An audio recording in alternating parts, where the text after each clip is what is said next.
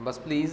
सो अज आप topic start कर रहे हैं इन्फ्लेशन। ठीक है, शायद एक लैक्चर दे ना आप मिनिस्ट्रीज़ वाला टॉपिक इस तो पहला पढ़ रहे सीगे। सो ਉਹਦੇ 2 मिनिस्ट्रीज़ स्किप हो गई। खैर ਉਹ ਇਸ ਤੋਂ ਬਾਅਦ ਆਪਾਂ ਕੰਪਲੀਟ ਕਰ ਲਾਂਗੇ। ਅੱਜ ਅਸੀਂ ਸਟਾਰਟ ਕਰ ਦਿੰਦੇ ਹਾਂ ਆਪਣਾ ਟੌਪਿਕ ਇਨਫਲੇਸ਼ਨ, ਭਾਵ ਮੁਦਰਾਸਫੀਤੀ, ਮਹਿੰਗਾਈ। ਜਿਹੜਾ ਟੌਪਿਕ ਆ ਅੱਜ ਅਸੀਂ ਇਹਨੂੰ ਸਟਾਰਟ ਕਰਾਂਗੇ।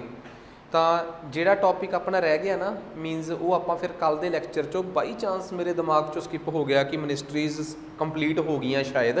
ਸੋ ਜਿਹੜੀ ਆਪਣੀ ਕਾਰਪੋਰੇਟ ਅਫੇਅਰਸ ਤੋਂ ਬਾਅਦ ਆਪਣੀ ਮਿਨਿਸਟਰੀ ਆਫ ਸਟੈਟਿਸਟਿਕਸ ਰਹਿ ਗਈ, ਅਤੇ ਇੱਕ ਆਪਣੀ ਰਹਿ ਗਈ ministry of micro small and medium scale enterprises, ਲਘੂ ਉਦਯੋਗ ਦਾ ਮੰਤਰਾਲਾ। ਇਹ ਦੋਵੇਂ ਮਿਨਿਸਟਰੀਆਂ ਆਪਾਂ ਇੱਕ ਅੰਕ ਗਣਿਤ ਮੰਤਰਾਲਾ ਅਤੇ ਇੱਕ ਆਪਣਾ ਯੋਜਨਾਬੰਦੀ ਮੰਤਰਾਲਾ ਅਤੇ ਇੱਕ ਆਪਣਾ ਲਘੂ ਉਦਯੋਗ ਦਾ ਮੰਤਰਾਲਾ, ਇਹਦੇ ਬਾਰੇ ਆਪਾਂ ਅਗਲੇ ਲੈਕਚਰ 'ਚ ਕਰ ਲਾਂਗੇ ਕਵਰ। ਸੋ ਖੈਰ ਫਿਰ ਆਪਾਂ ਅੱਜ ਹੁਣ ਸ਼ੁਰੂ ਕਰ ਰਹੇ ਹਾਂ ਮੁਦਰਾਸਫੀਤੀ, ਮਹਿੰਗਾਈ, ਇਨਫਲੇਸ਼ਨ। ਇਹ ਨਾ ਬੜਾ ਟੈਕਨੀਕਲ ਜਿਹਾ ਟੌਪਿਕ ਆ। ਇਕਨੋਮਿਕਸ ਪੜ੍ਹਨ ਵਾਲੇ ਜਿਹੜੇ ਆ ਨਾ, ਉਹ ਇਸ ਟੌਪਿਕ ਨੂੰ ਸਮਝਦੇ ਆ ਕਿ ਕਿਸ ਤਰੀਕੇ ਨਾਲ ਆਪਾਂ ਇਹ ਸਭ ਤੋਂ ਟੈਕਨੀਕਲ ਟੌਪਿਕ ਆ। ਸੋ ਅੱਜ ਆਪਾਂ ਇਹਦੇ ਬਾਰੇ ਸਮਝਣ ਦੀ ਕੋਸ਼ਿਸ਼ ਕਰਾਂਗੇ ਕਿ ਆਖਰ ਮਹਿੰਗਾਈ ਦੇ ਕੀ ਮੁੱਖ ਕਾਰਨ ਹੋ ਸਕਦੇ ਆ। ਠੀਕ ਆ, ਅਤੇ ਮਹਿੰਗਾਈ ਕਿੰਨੇ ਪ੍ਰਕਾਰ ਦੀ ਹੋ ਸਕਦੀ ਆ, ਕਿੰਨੇ ਟਾਈਪ ਦੀ ਮਹਿੰਗਾਈ ਹੁੰਦੀ ਆ। ਸੋ ਲਓ ਜੀ ਸਟਾਰਟ ਕਰਦੇ ਹਾਂ। ਅਸਲ ਦੇ ਵਿੱਚ ਮਹਿੰਗਾਈ ਹੁੰਦੀ ਕੀ ਆ? ਠੀਕ ਆ, ਮਹਿੰਗਾਈ ਨੂੰ ਕਿਸ ਤਰੀਕੇ ਨਾਲ ਕੈਲਕੂਲੇਟ ਕੀਤਾ ਜਾਂਦਾ ਅਤੇ ਫਿਰ ਉਸ ਤੋਂ ਬਾਅਦ ਅਸੀਂ ਇਹ ਵੀ ਸਮਝਣ ਦੀ ਕੋਸ਼ਿਸ਼ ਕਰਾਂਗੇ ਕਿ ਮਹਿੰਗਾਈ ਨਾਲ ਸੰਬੰਧਿਤ ਨਵੀਆਂ ਟਰਮਾਂ ਜੋ ਅੱਜ ਦੇ ਜ਼ਮਾਨੇ 'ਚ ਅਹਿਮੀਅਤ ਰੱਖਦੀਆਂ ਨੇ ਉਹ ਕੀ ਆ। ਸਭ ਤੋਂ ਪਹਿਲਾਂ ਅਸੀਂ ਪਰਟੀਕੂਲਰਲੀ ਇਹ ਦੇਖਦੇ ਹਾਂ ਕਿ ਮਹਿੰਗਾਈ ਕਿੰਨੇ % ਹੋਣੀ ਚਾਹੀਦੀ ਹੈ, ਕਿਉਂਕਿ ਜੇ ਮੁਦਰਾਸਫੀਤੀ, ਜਿਹਨੂੰ ਅਸੀਂ ਇਨਫਲੇਸ਼ਨ ਵੀ ਕਹਿ ਦਿੰਦੇ ਹਾਂ, ਜੇ ਸਪੋਜ਼ ਕਰੋ ਇੱਕ ਰੇਟ ਤੋਂ ਘੱਟ ਹੋਵੇ, ਉਦਾਹਰਨ ਦੇ ਤੌਰ 'ਤੇ ਤੁਹਾਡੇ ਦੇਸ਼ 'ਚ ਹਰ ਸਾਲ ਸਿਰਫ 1% ਰੇਟ ਵਧਣ, ਤਾਂ ਤੁਸੀਂ ਸੋਚ ਕੇ ਦੇਖੋ ਕਿ ਜਿਹੜੇ ਲੋਕ ਮਗਰਲੇ ਪਾਸੇ ਕੰਮ ਕਰ ਰਹੇ ਆ ਉਹਨਾਂ ਦੀਆਂ ਤਨਖਾਹਾਂ ਕਿਵੇਂ ਵਧਣਗੀਆਂ। ਠੀਕ ਆ, ਫਿਰ ਕਿਉਂਕਿ ਓਬਵੀਅਸ ਜੀ ਗੱਲ ਆ, ਜੋ ਕੁਛ ਅਸੀਂ ਪੈਦਾ ਕਰਾਂਗੇ ਉਹਦੇ 'ਚੋਂ ਹੀ ਤਾਂ ਜਿਹੜਾ ਮਾਲਕ ਆ ਉਹ ਆਪਣੇ ਮੁਲਾਜ਼ਮਾਂ ਦੀਆਂ ਤਨਖਾਹਾਂ ਦਊਗਾ। ਇਹਦਾ ਮਤਲਬ ਉਹਦੇ 'ਤੇ ਵੀ ਬੁਰਾ ਅਸਰ ਪੈ ਸਕਦਾ ਹੈ। ਪਰ ਜੇ ਇੱਕ ਲਿਮਿਟ ਤੋਂ ਵੱਧ ਤੁਸੀਂ ਪਿਛਲੇ ਸਾਲ ਨਾਲੋਂ ਚੀਜ਼ਾਂ ਦੇ ਰੇਟ ਵਧਾਤੇ, ਉਹਦਾ ਵੀ ਉਲਟ ਇੰਪੈਕਟ ਪਊਗਾ। ਉਹਦਾ ਉਲਟ ਇੰਪੈਕਟ ਇਸ ਕਰਕੇ ਪਊਗਾ ਕਿਉਂਕਿ ਉਹਨੇ ਇਸ ਤਰੀਕੇ ਨਾਲ ਬੁਰਾ ਅਸਰ ਪਾਉਣਾ ਹੈ ਕਿ ਉਹ ਇੰਨੇ ਵਧੇ ਹੋਏ ਰੇਟਾਂ 'ਤੇ ਅਸੀਂ ਚੀਜ਼ਾਂ ਖਰੀਦ ਹੀ ਨਹੀਂ ਸਕਦੇ, ਕਿਉਂਕਿ ਸਾਡੀਆਂ ਆਮਦਨੀ ਓਨੀ ਨਹੀਂ ਵਧੀ, ਸਾਡੀ ਇਨਕਮ ਓਨੀ ਨਹੀਂ ਵਧੀ। ਸੋ ਜੇ ਕੋਈ ਮੈਨੂੰ ਕਵੇ ਇਨਫਲੇਸ਼ਨ ਬਾਰੇ, ਤਾਂ ਮੈਂ ਇਨਫਲੇਸ਼ਨ ਭਾਵ ਮੁਦਰਾਸਫੀਤੀ ਬਾਰੇ ਇੱਕ ਗੱਲ ਕਹਿ ਸਕਦਾ। ਕੋਈ ਵੀ ਮਾਪਦਾ ਹੋਵੇ ਮੁਦਰਾਸਫੀਤੀ ਨੂੰ, ਕੇਂਦਰ ਸਰਕਾਰ ਮਾਪੇ, ਸੂਬਾ ਸਰਕਾਰਾਂ ਮਾਪਣ, RBI ਮਾਪੇ, ਫਲਾਣਾ ਟਮਕਾਣਾ, ਕੋਈ ਵੀ ਮਾਪੇ, ਪਰ ਮੁਦਰਾਸਫੀਤੀ ਜਾਣੀ ਕਿ ਉਹ ਕਿਸੇ ਟਰਮ ਤੋਂ ਕਿਸੇ ਟਰਮ ਦੇ ਵਿੱਚ ਹੁੰਦੀ ਆ। ਇਨਫਲੇਸ਼ਨ ਕਿਸੇ ਇੱਕ ਪਰਟੀਕੂਲਰ ਟਰਮ ਤੋਂ ਕਿਸੇ ਦੂਜੀ ਪਰਟੀਕੂਲਰ ਟਰਮ ਦੇ ਵਿੱਚ ਹੁੰਦੀ ਆ। ਉਦਾਹਰਨ ਦੇ ਤੌਰ 'ਤੇ 2% ਤੋਂ 6%, 3% ਤੋਂ 5%, 4% ਤੋਂ 9%, ਇਹਦੇ ਵਿੱਚ ਰੇਂਜ ਜਿਹੜੀ ਆ, ਜੇ ਉਹ ਮੁਦਰਾਸਫੀਤੀ ਦੀ ਹੋਵੇ ਤਾਂ ਉਹ ਸਿਹਤ ਚੰਗੀ ਮੰਨੀ ਜਾਂਦੀ ਆ ਦੇਸ਼ ਦੀ ਆਰਥਿਕਤਾ ਦੀ, ਕਿਸੇ ਵੀ ਦੇਸ਼ ਦੀ ਇਕੋਨਮੀ ਦੀ। ਪਰ ਗੱਲ ਇਹ ਆ, ਇੰਡੀਆ ਦੀ ਇਨਫਲੇਸ਼ਨ ਹੈਲਦੀ ਕਦੋਂ ਮੰਨੀ ਜਾਂਦੀ ਆ? ਇੰਡੀਆ ਦੀ ਇਨਫਲੇਸ਼ਨ ਹੈਲਦੀ ਮੰਨੀ ਜਾਂਦੀ ਆ ਜੇ ਉਹ 2 ਤੋਂ ਲੈ ਕੇ 6% ਦੇ ਵਿੱਚ ਆ। ਤੁਸੀਂ ਕਹੋਗੇ ਮੈਂ ਕਿਵੇਂ ਆਰਥਿਕ ਵਿਦਵਾਨ ਬਣ ਗਿਆ, ਮੈਨੂੰ ਕੀ ਲੋੜ ਆ? ਭਾਰਤ ਦੇ ਵਿੱਚ ਮੁਦਰਾਸਫੀਤੀ ਨੂੰ ਮਾਪਣ ਦਾ ਕੰਮ, ਭਾਵ ਮਹਿੰਗਾਈ ਨੂੰ ਮਾਪਣ ਦਾ ਕੰਮ RBI ਨੂੰ ਦਿੱਤਾ ਹੋਇਆ ਹੈ। RBI ਨੇ ਆਪਣੀ ਜਿਹੜੀ ਮੁਦਰਾ ਨੀਤੀ ਬਣਾਉਂਦੇ ਆ ਉਹ, ਠੀਕ ਆ, ਮੋਨਿਟਰੀ ਪਾਲਿਸੀ ਬਣਾਉਂਦੇ ਆ, ਉਹਦੇ 'ਚ ਉਹਨਾਂ ਨੇ ਦੱਸਿਆ ਕਿ ਭਾਰਤ 'ਚ ਜਿਹੜੀ ਇਨਫਲੇਸ਼ਨ ਆ ਭਾਵ ਮੁਦਰਾਸਫੀਤੀ ਆ ਉਹ 4 ± 2% ਹੋਣੀ ਚਾਹੀਦੀ ਹੈ। ਇਹਦਾ ਕੀ ਮਤਲਬ ਆ? ਇਹਦਾ ਮਤਲਬ ਸਿਰਫ ਇੰਨਾ ਕਾ ਕਿ 4 - 2 ਮਤਲਬ 2% ਅਤੇ 4 + 2 ਮਤਲਬ 6%, ਇੱਥੋਂ ਵਿੱਚ। ਸੋ ਟੈਕਨੀਕਲੀ ਮੁਦਰਾਸਫੀਤੀ ਯਾਨੀ ਕਿ ਇਨਫਲੇਸ਼ਨ ਨੂੰ ਲੈ ਕੇ ਤੁਸੀਂ ਮੇਨ ਸਮਝ ਗਏ। ਹੁਣ ਆਪਾਂ ਇਨਫਲੇਸ਼ਨ ਨੂੰ, ਮੁਦਰਾਸਫੀਤੀ ਨੂੰ ਮਾਪਣ ਦੇ ਕਈ ਤਰੀਕਿਆਂ ਦੀ ਮਹਿੰਗਾਈ ਨੂੰ ਦੇਖਣਾ ਹੈ। ਜਿਵੇਂ ਸਭ ਤੋਂ ਪਹਿਲੀ ਮੁਦਰਾਸਫੀਤੀ ਜਾਂ ਸਭ ਤੋਂ ਪਹਿਲੀ ਮਹਿੰਗਾਈ ਆ ਰੇਂਗਦੀ ਹੋਈ ਮਹਿੰਗਾਈ, ਕ੍ਰੀਪਿੰਗ ਇਨਫਲੇਸ਼ਨ। ਜਦੋਂ ਇਨਫਲੇਸ਼ਨ ਬਹੁਤ ਥੋੜ੍ਹੀ ਹੋਵੇ, ਮਤਲਬ ਇਹ ਕਿ ਜਦੋਂ ਇਨਫਲੇਸ਼ਨ ਜਿਹੜੇ ਆ ਬੜੀ ਜੈਨੂਅਨ ਤਰੀਕੇ ਨਾਲ ਚੀਜ਼ਾਂ ਦੇ ਭਾਅ ਵੱਧਦੇ ਹੋਣ, 3%, 4%, 5%, ਉਹਨੂੰ ਆਪਾਂ ਰੇਂਗਦੀ ਹੋਈ ਮਹਿੰਗਾਈ ਕਹਿੰਦੇ ਆ, ਭਾਵ ਕ੍ਰੀਪਿੰਗ ਇਨਫਲੇਸ਼ਨ ਕਹਿੰਦੇ ਆ। ਠੀਕ ਹੈ, ਸਭ ਤੋਂ ਪਹਿਲਾਂ ਤਾਂ ਮਹਿੰਗਾਈ, ਫਿਰ ਉਸ ਤੋਂ ਬਾਅਦ ਆਉਂਦੀ ਆ ਕਰੋਨਿਕ ਇਨਫਲੇਸ਼ਨ। जम्मी हुई मुद्रास्फीति मतलब ਜਿਹੜੀ ਮੁਦਰਾਸਫੀਤੀ बड़े जिवें ਆਪਾਂ नहीं कह ਦਿੰਦੇ क्रोनिक डिजीज़ ਜਿਹੜੀ ਬਿਮਾਰੀ ਤੁਹਾਨੂੰ ਜੜ੍ਹਾਂ ਤੋਂ ਖਾ ਰਹੀ ਆ ਬੜੀ ਪੁਰਾਣੀ ਬਿਮਾਰੀ ਆ ਤੁਹਾਡੀ ਇਹਨੂੰ ਆਪਾਂ ਇਹ ਕਹਿ ਸਕਦੇ ਹਾਂ ਕਿ ਇੱਕ ਅਜਿਹੀ ਮੁਦਰਾਸਫੀਤੀ ਜਿਹੜੀ ਜੜ੍ਹਾਂ ਤੋਂ ਚੱਲ ਰਹੀ ਮੁਦਰਾਸਫੀਤੀ ਆ ਪੁਰਾਣੀ ਮੁਦਰਾਸਫੀਤੀ ਜਿਹੜੀ ਲੰਮੇ ਸਮੇਂ ਤੋਂ ਚੱਲ ਰਹੀ ਮੁਦਰਾਸਫੀਤੀ ਆ ਠੀਕ ਆ ਜੇਕਰ ਕ੍ਰੀਪਿੰਗ ਇਨਫਲੇਸ਼ਨ ਰੇਂਗਦੀ ਹੋਈ ਮਹਿੰਗਾਈ ਲੰਮਾ ਸਮਾਂ ਕੱਟ ਜੇ ਇੱਕ ਪਾਰਟਿਕੂਲਰ ਸਮਾਂ ਲੰਬਾ ਕੱਟ ਜੇ ਤਾਂ ਉਹਨੂੰ ਆਪਾਂ ਕਹਿੰਦੇ ਆ ਕਰੋਨਿਕ ਇਨਫਲੇਸ਼ਨ मतलब कि ਜਿਹਨੂੰ ਆਪਾਂ ਕਹਿ ਦਿੰਦੇ ਆ ਕਿ ਜੜੀ ਜੰਮੀ ਮਹਿੰਗਾਈ ਹੈ ਜਿਹੜੀ ਤੁਹਾਡੀਆਂ ਜੜ੍ਹਾਂ 'ਚ ਬਹਿ ਗਈ ਆ ਠੀਕ ਆ ਤਾਂ ਇਸ ਪ੍ਰਕਾਰ ਦੀ ਮਹਿੰਗਾਈ ਨੂੰ ਆਪਾਂ ਕਰੋਨਿਕ ਇਨਫਲੇਸ਼ਨ ਕਹਿੰਦੇ ਆ ਉਸ ਤੋਂ ਬਾਅਦ ਅਗਲੀ ਆਪਾਂ ਕਹਿੰਦੇ ਆ ਵਾਕਿੰਗ ਇਨਫਲੇਸ਼ਨ ਵਾਕਿੰਗ ਇਨਫਲੇਸ਼ਨ मतलब कि ਇੱਕ ਤੁਰਦੀ ਹੋਈ ਮੁਦਰਾਸਫੀਤੀ मतलब ਜਦੋਂ ਮੁਦਰਾਸਫੀਤੀ 3% 4% ਤੋਂ ਵੱਧ ਕੇ 8-9% ਦੇ ਗੇੜ 'ਚ ਹੋ ਜੇ ਤੇ ਥੋੜਾ ਥੋੜਾ ਸੰਕਟ ਪੈਦਾ ਕਰਨ ਲੱਗ ਪਏ ਉਸ ਪ੍ਰਕਾਰ ਦੀ ਮੁਦਰਾਸਫੀਤੀ ਨੂੰ ਅਸੀਂ ਕਹਿੰਦੇ ਆ ਵਾਕਿੰਗ ਇਨਫਲੇਸ਼ਨ मतलब कि ਚੱਲਦੀ ਹੋਈ ਮਹਿੰਗਾਈ ਜਦੋਂ ਉਹ ਚੱਲਣਯੋਗ ਮਹਿੰਗਾਈ ਚੱਲਦੀ ਹੋਈ ਨਹੀਂ ਟੈਕਨੀਕਲੀ ਸ਼ਬਦ ਵਰਤਾਂਗੇ ਚੱਲਣਯੋਗ ਜਦੋਂ ਉਹ ਕਾਫੀ ਜ਼ਿਆਦਾ ਤੇਜ਼ ਹੋ ਰਹੀ ਹੈ ਉਸ ਤੋਂ ਬਾਅਦ ਆ ਗਈ ਅੱਗੇ ਮੋਡਰੇਟ ਇਨਫਲੇਸ਼ਨ ਜਦੋਂ ਇਨਫਲੇਸ਼ਨ ਜਿਹੜੀ ਆ ਉਹ ਕਹਿ ਲਓ ਕਿ ਇਸ ਲੈਵਲ ਤੋਂ ਵੀ ਅੱਗੇ ਹੋ ਜੇ ਠੀਕ ਆ ਤਾਂ ਫਿਰ ਉਹਨੂੰ ਆਪਾਂ ਜਦੋਂ ਕੋਈ ਮੈਨੂੰ ਇਹ ਕਹਿ ਦੇ ਕਿ ਮੋਡਰੇਟ ਇਨਫਲੇਸ਼ਨ ਕੀ ਕਵਾਂਗੇ ਦੇਖੋ ਜੇ ਤਾਂ ਤੁਹਾਡੀ ਇਨਫਲੇਸ਼ਨ 3-4% ਤੱਕ ਆ ਤਾਂ ਉਹ ਹੈਗੀ ਆ ਕ੍ਰੀਪਿੰਗ ਇਨਫਲੇਸ਼ਨ ਰੇਂਗਦੀ ਹੋਈ ਮਹਿੰਗਾਈ ਠੀਕ ਆ ਰਿੰਗਣਯੋਗ ਮਹਿੰਗਾਈ ਜੇ ਉਹ 4 ਤੋਂ ਲੈ ਕੇ 5 ਤੋਂ ਲੈ ਕੇ 10-11% ਤੱਕ ਆ ਦੈਟ ਇਜ਼ ਵਾਕਿੰਗ ਇਨਫਲੇਸ਼ਨ ਇਹਨਾਂ ਦੋਵਾਂ ਦਾ ਸੁਮੇਲ ਭਾਵ ਇਹਨਾਂ ਦੋਵਾਂ ਦੇ ਵਿੱਚ ਮਹਿੰਗਾਈ ਫਲਕਚੁਏਟ ਕਰਦੀ ਰਹੇ ਕਦੀ 4% ਕਦੀ 8% ਕਦੀ 3% ਕਦੀ 9% ਕਦੀ 6% ਕਦੀ 5% ਦੋਵਾਂ ਨੂੰ ਕਲੱਬ ਕਰ ਲਿਆ ਜਾਵੇ ਤਾਂ ਦਰਮਿਆਨੀ ਮਹਿੰਗਾਈ ਜਿਹੜੀ ਆ ਉਹ ਡੈਫੀਨੇਸ਼ਨ ਬਣਦੀ ਆ ਵਾਟ ਇਜ਼ ਮੋਡਰੇਟ ਇਨਫਲੇਸ਼ਨ ਉਮੀਦ ਕਰਦੇ ਹੋ ਸਮਝ ਆ ਗਈ ਹੋਊਗੀ ਨੈਕਸਟ ਉਸ ਤੋਂ ਬਾਅਦ ਆ ਗਈ ਅੱਗੇ ਰਨਿੰਗ ਇਨਫਲੇਸ਼ਨ मतलब कि ਗਤੀਯੋਗ ਮੁਦਰਾਸਫੀਤੀ ਉਹ ਵਾਲੀ ਮਹਿੰਗਾਈ ਜਿਹਦੀ ਇੱਕ ਪਾਰਟਿਕੂਲਰ ਗਤੀ ਆ ਜਿਹਦੀ ਇੱਕ ਪਾਰਟਿਕੂਲਰ ਸਪੀਡ ਆ ਉਸ ਮਹਿੰਗਾਈ ਨੂੰ ਆਪਾਂ ਰਨਿੰਗ ਇਨਫਲੇਸ਼ਨ ਕਵਾਂਗੇ ਜਦੋਂ ਇਨਫਲੇਸ਼ਨ ਭਾਵ ਮੁਦਰਾਸਫੀਤੀ 2 ਡਿਜਿਟਸ ਭਾਵ 2 ਅੰਕਾਂ ਨੂੰ ਛੂਝੇ ਉਸ ਪ੍ਰਕਾਰ ਦੇ ਇਨਫਲੇਸ਼ਨ ਨੂੰ ਅਸੀਂ ਰਨਿੰਗ ਇਨਫਲੇਸ਼ਨ ਕਵਾਂਗੇ ਉਸ ਤੋਂ ਬਾਅਦ ਆ ਗਈ ਗੈਲੋਪਿੰਗ ਇਨਫਲੇਸ਼ਨ मतलब कि ਗੈਲੋਪਿੰਗ ਇਨਫਲੇਸ਼ਨ ਦਾ ਮਤਲਬ ਆ ਕਿ ਅਚਨਚੇਤ ਵੱਧਦੀ ਹੋਈ ਮਹਿੰਗਾਈ ਜਿਹੜੀ ਮਹਿੰਗਾਈ ਬਹੁਤ ਥੋੜੇ ਸਮੇਂ 'ਚ ਹਜ਼ਾਰਾਂ ਗੁਣਾ ਵੱਧ ਜੇ ਉਸ ਮਹਿੰਗਾਈ ਨੂੰ ਆਪਾਂ ਗੈਲੋਪਿੰਗ ਇਨਫਲੇਸ਼ਨ ਕਹਿ ਦਿੰਦੇ ਆ मतलब कि ਆਸਮਾਨ ਨੂੰ ਛੂੰਹਦੀ ਮਹਿੰਗਾਈ ਜਿਹਨੂੰ ਆਪਾਂ ਕਹਿ ਦਈਏ ਪੰਜਾਬੀ 'ਚ ਕਿ ਆਸਮਾਨ ਛੂੰਹਦੀ ਮੁਦਰਾਸਫੀਤੀ ਇੱਕ ਅਜਿਹੀ ਮੁਦਰਾਸਫੀਤੀ ਇੱਕ ਇਹੋ ਜਿਹੀ ਤੁਸੀਂ ਸੋਚ ਕੇ ਦੇਖੋ ਇਹ ਮਹਿੰਗਾਈ ਕਿਉਂ ਪੋਸੀਬਲ ਆ ਇਹੋ ਜਿਹੀ ਸਥਿਤੀਆਂ ਕਦੋਂ ਪੈਸਾ ਛੱਡ ਜਾਂਦੀਆਂ ਜਦੋਂ ਤੁਹਾਡੇ ਦੇਸ਼ 'ਚ ਚੱਲ ਰਹੀ ਕਰੰਸੀ ਦੀ ਵੈਲਿਊ ਖਤਮ ਹੋ ਜੇ ਤਾਂ ਤੁਸੀਂ ਕਿਸੇ ਨੂੰ ਕਹੋ ਆ ਚੱਕੋ ਮੇਰੇ ਕੋਲ ਕਰੋੜ ਰੁਪਈਆ ਮੈਨੂੰ ਇੱਕ ਬ੍ਰੈਡ ਦਾ ਪੈਕਟ ਦੇ ਦਿਓ ਤਾਂ ਸੋਚ ਕੇ ਦੇਖੋ ਜਿਹੜੇ ਬ੍ਰੈਡ ਦਾ ਪੈਕਟ 5 ਦਿਨ ਪਹਿਲਾਂ ਤੱਕ 50 ਰੁਪਏ ਦਾ ਸੀਗਾ ਅੱਜ ਤੁਸੀਂ ਕਰੋੜ ਰੁਪਈਆ ਚੱਕੀ ਬੈਠੇ ਹੋ ਤਾਂ ਤੁਹਾਨੂੰ ਮਸਾਂ ਹੀ ਉਹਨੇ ਵੀ ਕਰੋੜ ਰੁਪਏ ਦਾ ਤਾਂ ਦੇਤਾ ਕਿ ਕਰੋੜ ਰੁਪਏ ਦੇ ਨੋਟ ਇੰਨੇ ਹੋ ਜਾਂਦੇ ਆ ਕਿ ਉਹਨਾਂ ਦਾ ਭਾਰ ਉਹਨਾਂ ਨੂੰ ਰੱਦੀ ਦੇ ਭਾਅ ਵੇਚ ਕੇ ਮੈਂ 100 ਰੁਪਈਆ ਕਮਾ ਲੂੰਗਾ ਕਿਸੇ ਹੋਰ ਦੇਸ਼ 'ਚ ਇਹਦਾ ਮਤਲਬ ਤੁਹਾਡੇ ਨੋਟਾਂ ਦੀ ਵੈਲਿਊ ਕਿੰਨੇ ਗੁਣਾ ਘਟ ਗਈ ਜਦ ਕਿ ਕਿੰਨੇ ਗੁਣਾ ਜ਼ਿਆਦਾ ਚੀਜ਼ ਦੇ ਕੇ ਤੁਹਾਨੂੰ ਉਨੀ ਚੀਜ਼ ਮਿਲੀ ਇਹ ਮਾਣ ਨਾ ਕਰੋ ਕਿ ਉਨੇ ਗੁਣਾ ਤੁਹਾਡੇ ਨੋਟਾਂ ਦੀ ਵੈਲਿਊ ਵੱਧ ਗਈ ਉਨੇ ਗੁਣਾ ਤੁਹਾਡੀ ਕਰੰਸੀ ਦੀ ਵੈਲਿਊ ਘਟ ਗਈ ਸੋ ਦਿਸ ਟਾਈਪ ਆਫ ਇਨਫਲੇਸ਼ਨ ਆਸਮਾਨ ਛੂੰਹਦੀ ਮਹਿੰਗਾਈ ਨੂੰ ਅਸੀਂ ਅੰਗਰੇਜ਼ੀ 'ਚ ਕਹਿੰਦੇ ਆ ਗੈਲੋਪਿੰਗ ਇਨਫਲੇਸ਼ਨ ਸੋ ਇਹ ਇੱਕ ਟਾਈਪ ਦੀ ਮੁਦਰਾਸਫੀਤੀ ਹੋ ਗਈ ਉਸ ਤੋਂ ਬਾਅਦ ਆ ਗਈ ਹਾਈਪਰ ਇਨਫਲੇਸ਼ਨ ਜਦੋਂ ਇਨਫਲੇਸ਼ਨ ਉਸ ਹੱਦ ਬੰਨੇ ਨੂੰ ਵੀ ਟੱਪ ਜੇ ਠੀਕ ਆ ਉਹਦੇ ਵਾਸਤੇ ਅਸੀਂ ਸ਼ਬਦ ਵਰਤਦੇ ਆ ਅੰਤਾਂ ਦੀ ਮਹਿੰਗਾਈ ਸੋ ਹਾਈਪਰ ਇਨਫਲੇਸ਼ਨ ਇੰਗਲਿਸ਼ 'ਚ ਉਹਦਾ ਅਨੁਵਾਦ ਆ ਜਦੋਂ ਮਹਿੰਗਾਈ ਬਹੁਤ ਗੁਣਾ ਤੋਂ ਵੀ ਵੱਧ ਜੇ ਐਕਸਟ੍ਰੀਮ ਲੈਵਲ ਦੀ ਮਹਿੰਗਾਈ ਜਿਹੜੀ ਆ ਉਹਨੂੰ ਅਸੀਂ ਕੀ ਕਹਿੰਦੇ ਆ ਹਾਈਪਰ ਇਨਫਲੇਸ਼ਨ ਦੱਸੋ ਉਮੀਦ ਕਰਦਾ ਕਿ ਸਾਰੀਆਂ ਟਰਮਾਂ ਕਲੀਅਰ ਹੋ ਗਈਆਂ ਹੋਣਗੀਆਂ ਨੈਕਸਟ ਉਸ ਤੋਂ ਬਾਅਦ ਅੱਗੇ ਆਪਣੇ ਕੋਲ ਆ ਗਈ ਡੀਫਲੇਸ਼ਨ ਠੀਕ ਆ ਹੁਣ 2 ਤੇ 3 ਚੀਜ਼ਾਂ ਆਪਾਂ ਨੂੰ ਬਹੁਤ ਇੰਪੋਰਟੈਂਟ ਆ मतलब कि ਡੀਫਲੇਸ਼ਨ ਤੇ ਡਿਸਇਨਫਲੇਸ਼ਨ ਆਹ 2 ਸ਼ਬਦ ਜਿਹੜੇ ਆ ਨਾ ਹੁਣ ਆਪਾਂ ਨੂੰ ਇਹ ਇੱਕ ਵਾਰੀ ਚੰਗੀ ਤਰ੍ਹਾਂ ਸਮਝਣੇ ਪੈਣਗੇ ਕਿ ਡੀਫਲੇਸ਼ਨ ਤੇ ਡਿਸਇਨਫਲੇਸ਼ਨ ਕੀ ਹੈ ਦੇਖੋ ਇੱਕ ਸ਼ਬਦ ਆਊਗਾ ਡੀਫਲੇਸ਼ਨ ਮਹਿੰਗਾਈ ਵਾਸਤੇ ਇੱਕ ਸ਼ਬਦ ਵਰਤਦੇ ਆ ਡੀਫਲੇਸ਼ਨ ਠੀਕ ਆ ਇੱਕ ਹੁੰਦਾ ਹੈ ਡਿਸਇਨਫਲੇਸ਼ਨ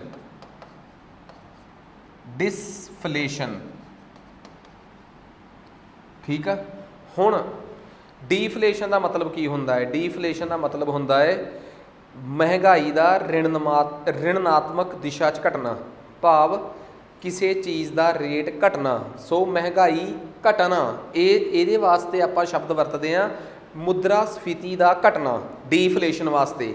ਤੇ ਵਟ ਇਜ਼ ਡਿਸਇਨਫਲੇਸ਼ਨ? ਡਿਸਇਨਫਲੇਸ਼ਨ ਦਾ ਮਤਲਬ ਆ ਮੁਦਰਾ ਸਫੀਤੀ ਦਾ ਘੱਟ ਗਤੀ ਨਾਲ ਵਧਣਾ। ਦੋ ਸ਼ਬਦ ਸਮਝੋ ਕੀ ਆ। ਮੰਨ ਲਓ ਤੁਹਾਨੂੰ ਕੋਈ ਕਵੇ ਕਿ ਇੱਕ ਚੀਜ਼ ਸੀਗੀ 100 ਰੁਪਏ ਦੀ ਸੀ, ਅਗਲੇ ਸਾਲ ਉਹ 200 ਰੁਪਏ ਦੀ ਹੋ ਗਈ, ਅਗਲੇ ਸਾਲ ਉਹ 220 ਰੁਪਏ ਦੀ ਹੋ ਗਈ, ਤੇ ਅਗਲੇ ਸਾਲ ਉਹ 225 ਰੁਪਏ ਦੀ ਹੋ ਗਈ। ਤੁਸੀਂ ਇੱਥੋਂ ਕੀ ਆਈਡੀਆ ਲਾਇਆ? ਮਹਿੰਗਾਈ ਤਾਂ ਹੈ ਆ, ਇਨਫਲੇਸ਼ਨ ਤਾਂ ਹੈਗੀ ਆ, ਮਹਿੰਗਾਈ ਤਾਂ ਹੈ, ਪਰ ਮਹਿੰਗਾਈ ਉਨੀ ਸਪੀਡ ਨਾਲ ਹੀ ਵੱਧ ਰਹੀ, ਮਹਿੰਗਾਈ ਦਾ ਘੱਟ ਗਤੀ ਨਾਲ ਵਧਣਾ। This is called disinflation. ਮਤਲਬ ਮਹਿੰਗਾਈ ਹੈਗੀ ਆ, ਚੀਜ਼ ਵਧੀ ਆ, ਚੀਜ਼ ਵਧੀ ਆ, ਚੀਜ਼ ਫਿਰ ਵਧੀ ਆ, 220 ਤੋਂ 225 ਦੀ ਹੋਈ ਆ, ਪਰ ਉਨੀ ਗਤੀ ਨਾਲ ਮਹਿੰਗਾਈ ਨਹੀਂ ਵਧੀ। It means it is called disinflation. ਦੱਸੋ ਆ ਕਿਸੇ ਨੂੰ ਕੋਈ ਡਾਊਟ ਇਹਦੇ 'ਚ? ਸੋ ਟੈਕਨੀਕਲੀ ਮੈਂ ਸਭ ਤੋਂ ਪਹਿਲਾਂ ਤਾਂ ਇਹ ਸਮਝਾਉਣ ਦੀ ਕੋਸ਼ਿਸ਼ ਕੀਤੀ ਆ ਕਿ ਡੀਫਲੇਸ਼ਨ ਸ਼ਬਦ ਹੈ ਕੀ ਆ, ਇਹਦੀ ਸਮਝ ਰੱਖੋ ਕੀ ਆ। ਸੋ ਡੀਫਲੇਸ਼ਨ ਕਲੀਅਰ ਹੋ ਗਿਆ। ਹੁਣ ਮੈਂ ਗੱਲ ਕਰਦਾ ਡਿਸਇਨਫਲੇਸ਼ਨ ਦੀ। What is ਡਿਸਇਨਫਲੇਸ਼ਨ? ਦਿਸ ਇਜ਼ ਡਿਸਇਨਫਲੇਸ਼ਨ, ਮਹਿੰਗਾਈ ਦਾ ਘੱਟ ਗਤੀ ਨਾਲ ਵਧਣਾ। ਹੁਣ ਗੱਲ ਕਰਦੇ ਆ ਡੀਫਲੇਸ਼ਨ ਦੀ। ਡੀਫਲੇਸ਼ਨ ਦਾ ਮਤਲਬ ਆ 100 ਰੁਪਏ ਦੀ ਚੀਜ਼ ਅਗਲੇ ਸਾਲ 90 ਰੁਪਏ ਦੀ ਹੋ ਗਈ। ਚੀਜ਼ ਵਧੀ ਆ? ਨਹੀਂ, ਵਧੀ ਹੋਈ ਨਹੀਂ। ਜੇ ਚੀਜ਼ ਵਧਣ ਦੀ ਬਜਾਏ ਘਟੀ ਆ, ਮਤਲਬ ਕਿ ਜਦੋਂ ਚੀਜ਼ ਵਧਣ ਦੀ ਬਜਾਏ ਘਟਣੀ ਸ਼ੁਰੂ ਹੋ ਜੇ, ਠੀਕ ਆ, ਤਾਂ ਉਹ ਚੀਜ਼ ਡਿਸਇਨਫਲੇਸ਼ਨ ਨਹੀਂ ਡੀਫਲੇਸ਼ਨ ਕਹਾਉਂਦੀ ਆ। ਮਤਲਬ ਮਹਿੰਗਾਈ ਦਾ ਘਟਣਾ, ਮਤਲਬ ਕਿ ਇਹ ਸਮਝ ਲਓ ਕਿ ਕਿਸੇ ਚੀਜ਼ ਦਾ ਨੈਗੇਟਿਵ ਹੋ ਜਾਣਾ। ਮਹਿੰਗਾਈ ਰੇਟਾਂ ਦਾ ਘਟਣਾ ਡੀਫਲੇਸ਼ਨ, ਮਹਿੰਗਾਈ ਦਾ ਘੱਟ ਦਰ 'ਤੇ ਵਧਣਾ ਡਿਸਇਨਫਲੇਸ਼ਨ। ਸਮਝ ਗਏ ਨਾ ਗੱਲ? ਸੋ ਡੀਫਲੇਸ਼ਨ ਕੀ ਚੀਜ਼ ਆ ਤੇ ਡਿਸਇਨਫਲੇਸ਼ਨ ਕੀ ਚੀਜ਼ ਆ। ਹੁਣ ਆ ਗਈ ਉਸ ਤੋਂ ਅਗਲੀ ਚੀਜ਼, ਦੈਟ ਇਜ਼ ਸਟੈਗਫਲੇਸ਼ਨ। ਅਗਲੀ ਸਮਝ ਆ ਗਈ ਆਪਣੇ ਕੋਲ ਸਟੈਗਫਲੇਸ਼ਨ। ਸਟੈਗਫਲੇਸ਼ਨ ਦਾ ਮਤਲਬ ਹੁੰਦਾ ਹੈ ਮੁਦਰਾ ਸਫੀਤੀ ਦਾ ਵਧਣਾ, ਤੇ ਮੁਦਰਾ ਸਫੀਤੀ ਦੇ ਵਧਣ ਦੇ ਨਾਲ ਨਾਲ ਬੇਰੁਜ਼ਗਾਰੀ ਦਾ ਘਟਣਾ। ਦੇਖੋ ਇਹਦੇ ਵਾਸਤੇ ਜਦੋਂ PCS ਦੇ ਪੇਪਰ 'ਚ ਸਵਾਲ ਆਇਆ ਸੀ ਤਾਂ ਪੰਜਾਬੀ ਅਨੁਵਾਦ 'ਚ ਇਹਨੂੰ ਸਟੈਗਫਲੇਸ਼ਨ ਹੀ ਲਿਖਿਆ ਗਿਆ ਸੀਗਾ। ਸੋ ਬਹੁਤ ਸ਼ਬਦ ਇਹੋ ਜਿਹੇ ਨੇ ਜਿਨ੍ਹਾਂ ਵਾਸਤੇ ਪੰਜਾਬੀ 'ਚ ਮੈਂ ਸ਼ਬਦ ਬੋਲੇ ਆ, ਉਹ ਤਾਂ ਪੰਜਾਬੀ 'ਚ ਅਨੁਵਾਦ ਉਹਨਾਂ ਦਾ ਹੈਗਾ ਹੈ। ਜਿਹੜੇ ਨਹੀਂ ਤਾਂ ਉਹਨੂੰ PPSC ਜਾਂ ਪੰਜਾਬ ਦੇ ਪੇਪਰ ਉਹਨੂੰ ਐਵੇਂ ਹੀ ਲਿਖਦੇ ਆ। ਖੈਰ ਆ ਜਾਓ, ਸਟੈਗਫਲੇਸ਼ਨ ਅਸੀਂ ਕੀ ਕਵਾਂਗੇ? ਆਰਥਿਕਤਾ ਦੇ ਵਿੱਚ, ਅਰਥ ਵਿਵਸਥਾ ਦੇ ਵਿੱਚ ਸਟੈਗਫਲੇਸ਼ਨ ਸ਼ਬਦ ਬਣਿਆ ਕਿਉਂ? ਇਹਦਾ ਕਾਰਨ ਕੀ ਆ? ਹੁਣ ਦੇਖੋ, ਇਹਦਾ ਕਾਰਨ ਜਿਹੜਾ ਸਭ ਤੋਂ ਮੇਨ ਮੰਨਿਆ ਜਾਂਦਾ ਨਾ, ਉਹ ਇੱਕ ਅਰਥ ਸ਼ਾਸਤਰੀ ਫਿਲਿਪ ਦੀ ਕਰਵ ਸੀਗੀ। ਫਿਲਿਪ ਨਾਮ ਦਾ ਇਕਨੋਮਿਸਟ ਇੱਕ ਕਰਵ ਬਣਾਉਂਦਾ ਹੈ। ਉਹ ਕਹਿੰਦਾ ਜਿਵੇਂ ਜਿਵੇਂ ਮਹਿੰਗਾਈ ਵੱਧਦੀ ਆ ਨਾ, ਜਿਵੇਂ ਜਿਵੇਂ ਮੁਦਰਾ ਸਫੀਤੀ ਵੱਧਦੀ ਆ, ਉਹਦੇ ਨਾਲ ਨਾਲ ਬੇਰੁਜ਼ਗਾਰੀ, ਅਨਇੰਪਲੋਇਮੈਂਟ ਜਿਹੜੀ ਆ ਉਹ ਘਟਦੀ ਆ। ਜਿਵੇਂ ਜਿਵੇਂ ਮੁਦਰਾ ਸਫੀਤੀ ਵੱਧਦੀ ਆ, ਬੇਰੁਜ਼ਗਾਰੀ ਘਟਦੀ ਆ। ਇਹ ਗੱਲ ਸਮਝ ਆ ਗਈ? ਕਿਉਂ?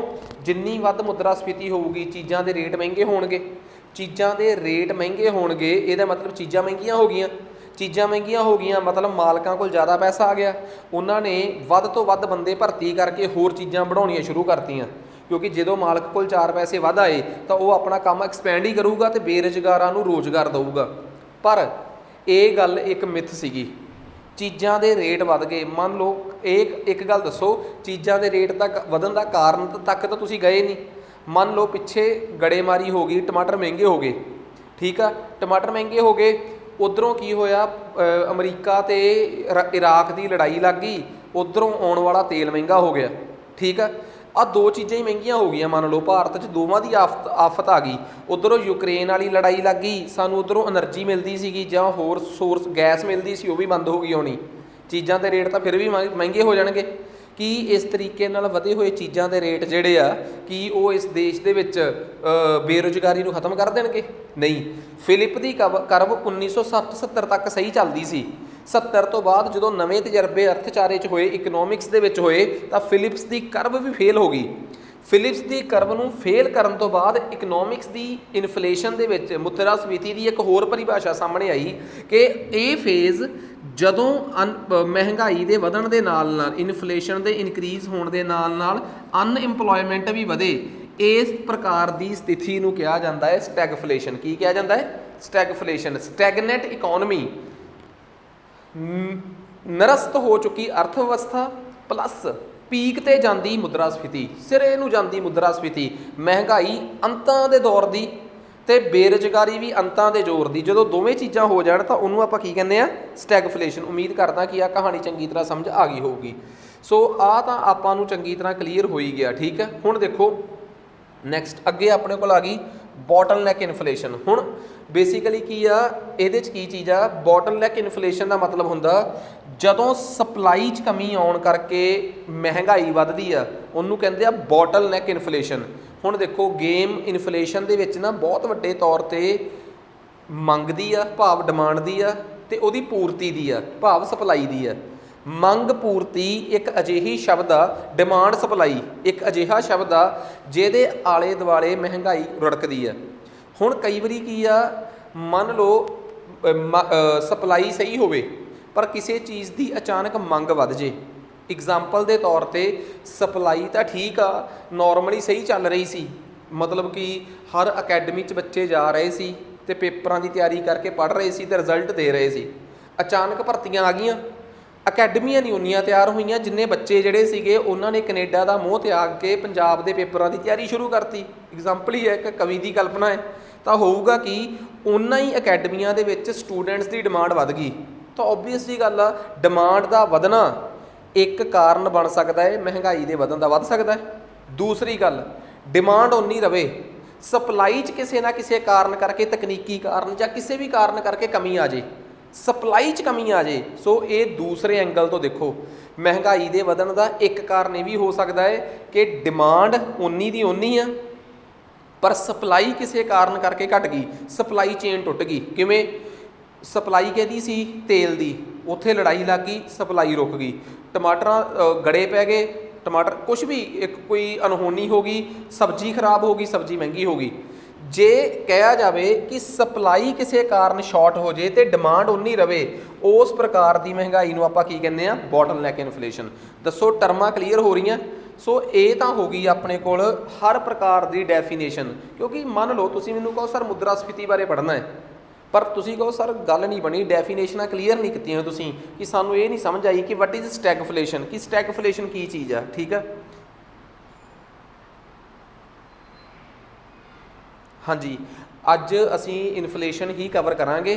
तो दूसरी गल टैक वो ना मीनस कि जोड़े बच्चे लाइव ने उन्होंने मैं दसदा कि दिमाग चो स्किप हो गया सी कि अपनियां 2 मिनिस्ट्रीज़ रहिंदियां, सो इस करके मैं डायरैक्ट इन्फ्लेशन शुरू करती। तो जिहड़ियां 2 मिनिस्ट्रीज़ अपनियां MSME मंत्राला तो एक अपना रह गया I think statistics and programming implementation वो कल कवर होऊगा। चलो खैर आप अपने पॉइंट पर वापस आने। कोर एंड हैडलाइन इन्फ्लेशन, महंगाई नूं मापण वास्ते आ 2 शब्द होर बड़े काम दे आ। वट इज़ कोर इन्फ्लेशन, ठीक है, and what is headline inflation. एक कोर ते हैडलाइन इन्फ्लेशन की हुंदियां है। देखो सब तो इंपॉर्टेंट गल असी अक्सर एक गल कहने आ कि 2 प्रकार दीयां चीज़ां ने साडे नेड़े तेड़े महंगाई के वधन के कारण के एंगल तो देखा जाए तां किवें।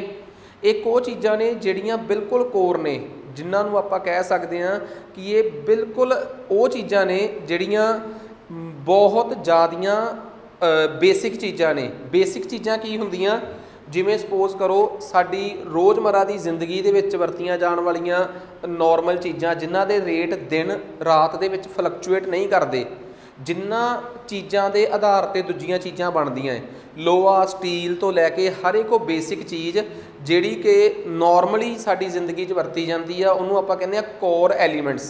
वो साडी जिंदगी च महंगाई के एंगल तो देखा जाए तो कोर तत्त हुंदे आ। कुछ चीज़ां इहो जिहियां ने जिहड़ियां रोज़मर्रा की जिंदगी दे विच वधदियां घटदियां, दुध के रेट, तेल का रेट। कहंदे महंगाई दे विच भी 2 तरह दी चीज़ां की महंगाई जिहड़ी आ वो मापनी जरूरी है। जदों ते असीं सिर्फ उन्हां चीज़ां की महंगाई देखते हैं। हुण देखो कोर इन्फ्लेशन की आ, पहली गल तो यह देखो कि वो किहड़ियां चीज़ां है जिन्हां दी बाजार च दिने दुपहरे शामी ते अगले दिन सवेर तक जाते जाते वैल्यू वध घट सकती है। रातों रात गड़ेमारी पै गई, फूड महंगा हो सकता है, किते लड़ाई लग गई, फ्यूल महंगा हो सकता, तेल। जे आपां अपनियां रोज़ दी जिंदगी चों फूड ते फ्यूल कट दईए, कपड़ा हो गया, ठीक आ, तो बाकी चीज़ां हो गईयां, ये चीज़ां तकरीबन कॉन्सटेंट ही रहिंदियां। जदों तां आपां नॉर्मल, हुण गौर करियो, जदों ते आपां नॉर्मल महंगाई देखते हैं सारियां चीज़ां दी जो साडे सामने दिसदा है, उन्होंने आपां कहने आ कि ये हैडलाइन महंगाई है, इन्फ्लेशन आ।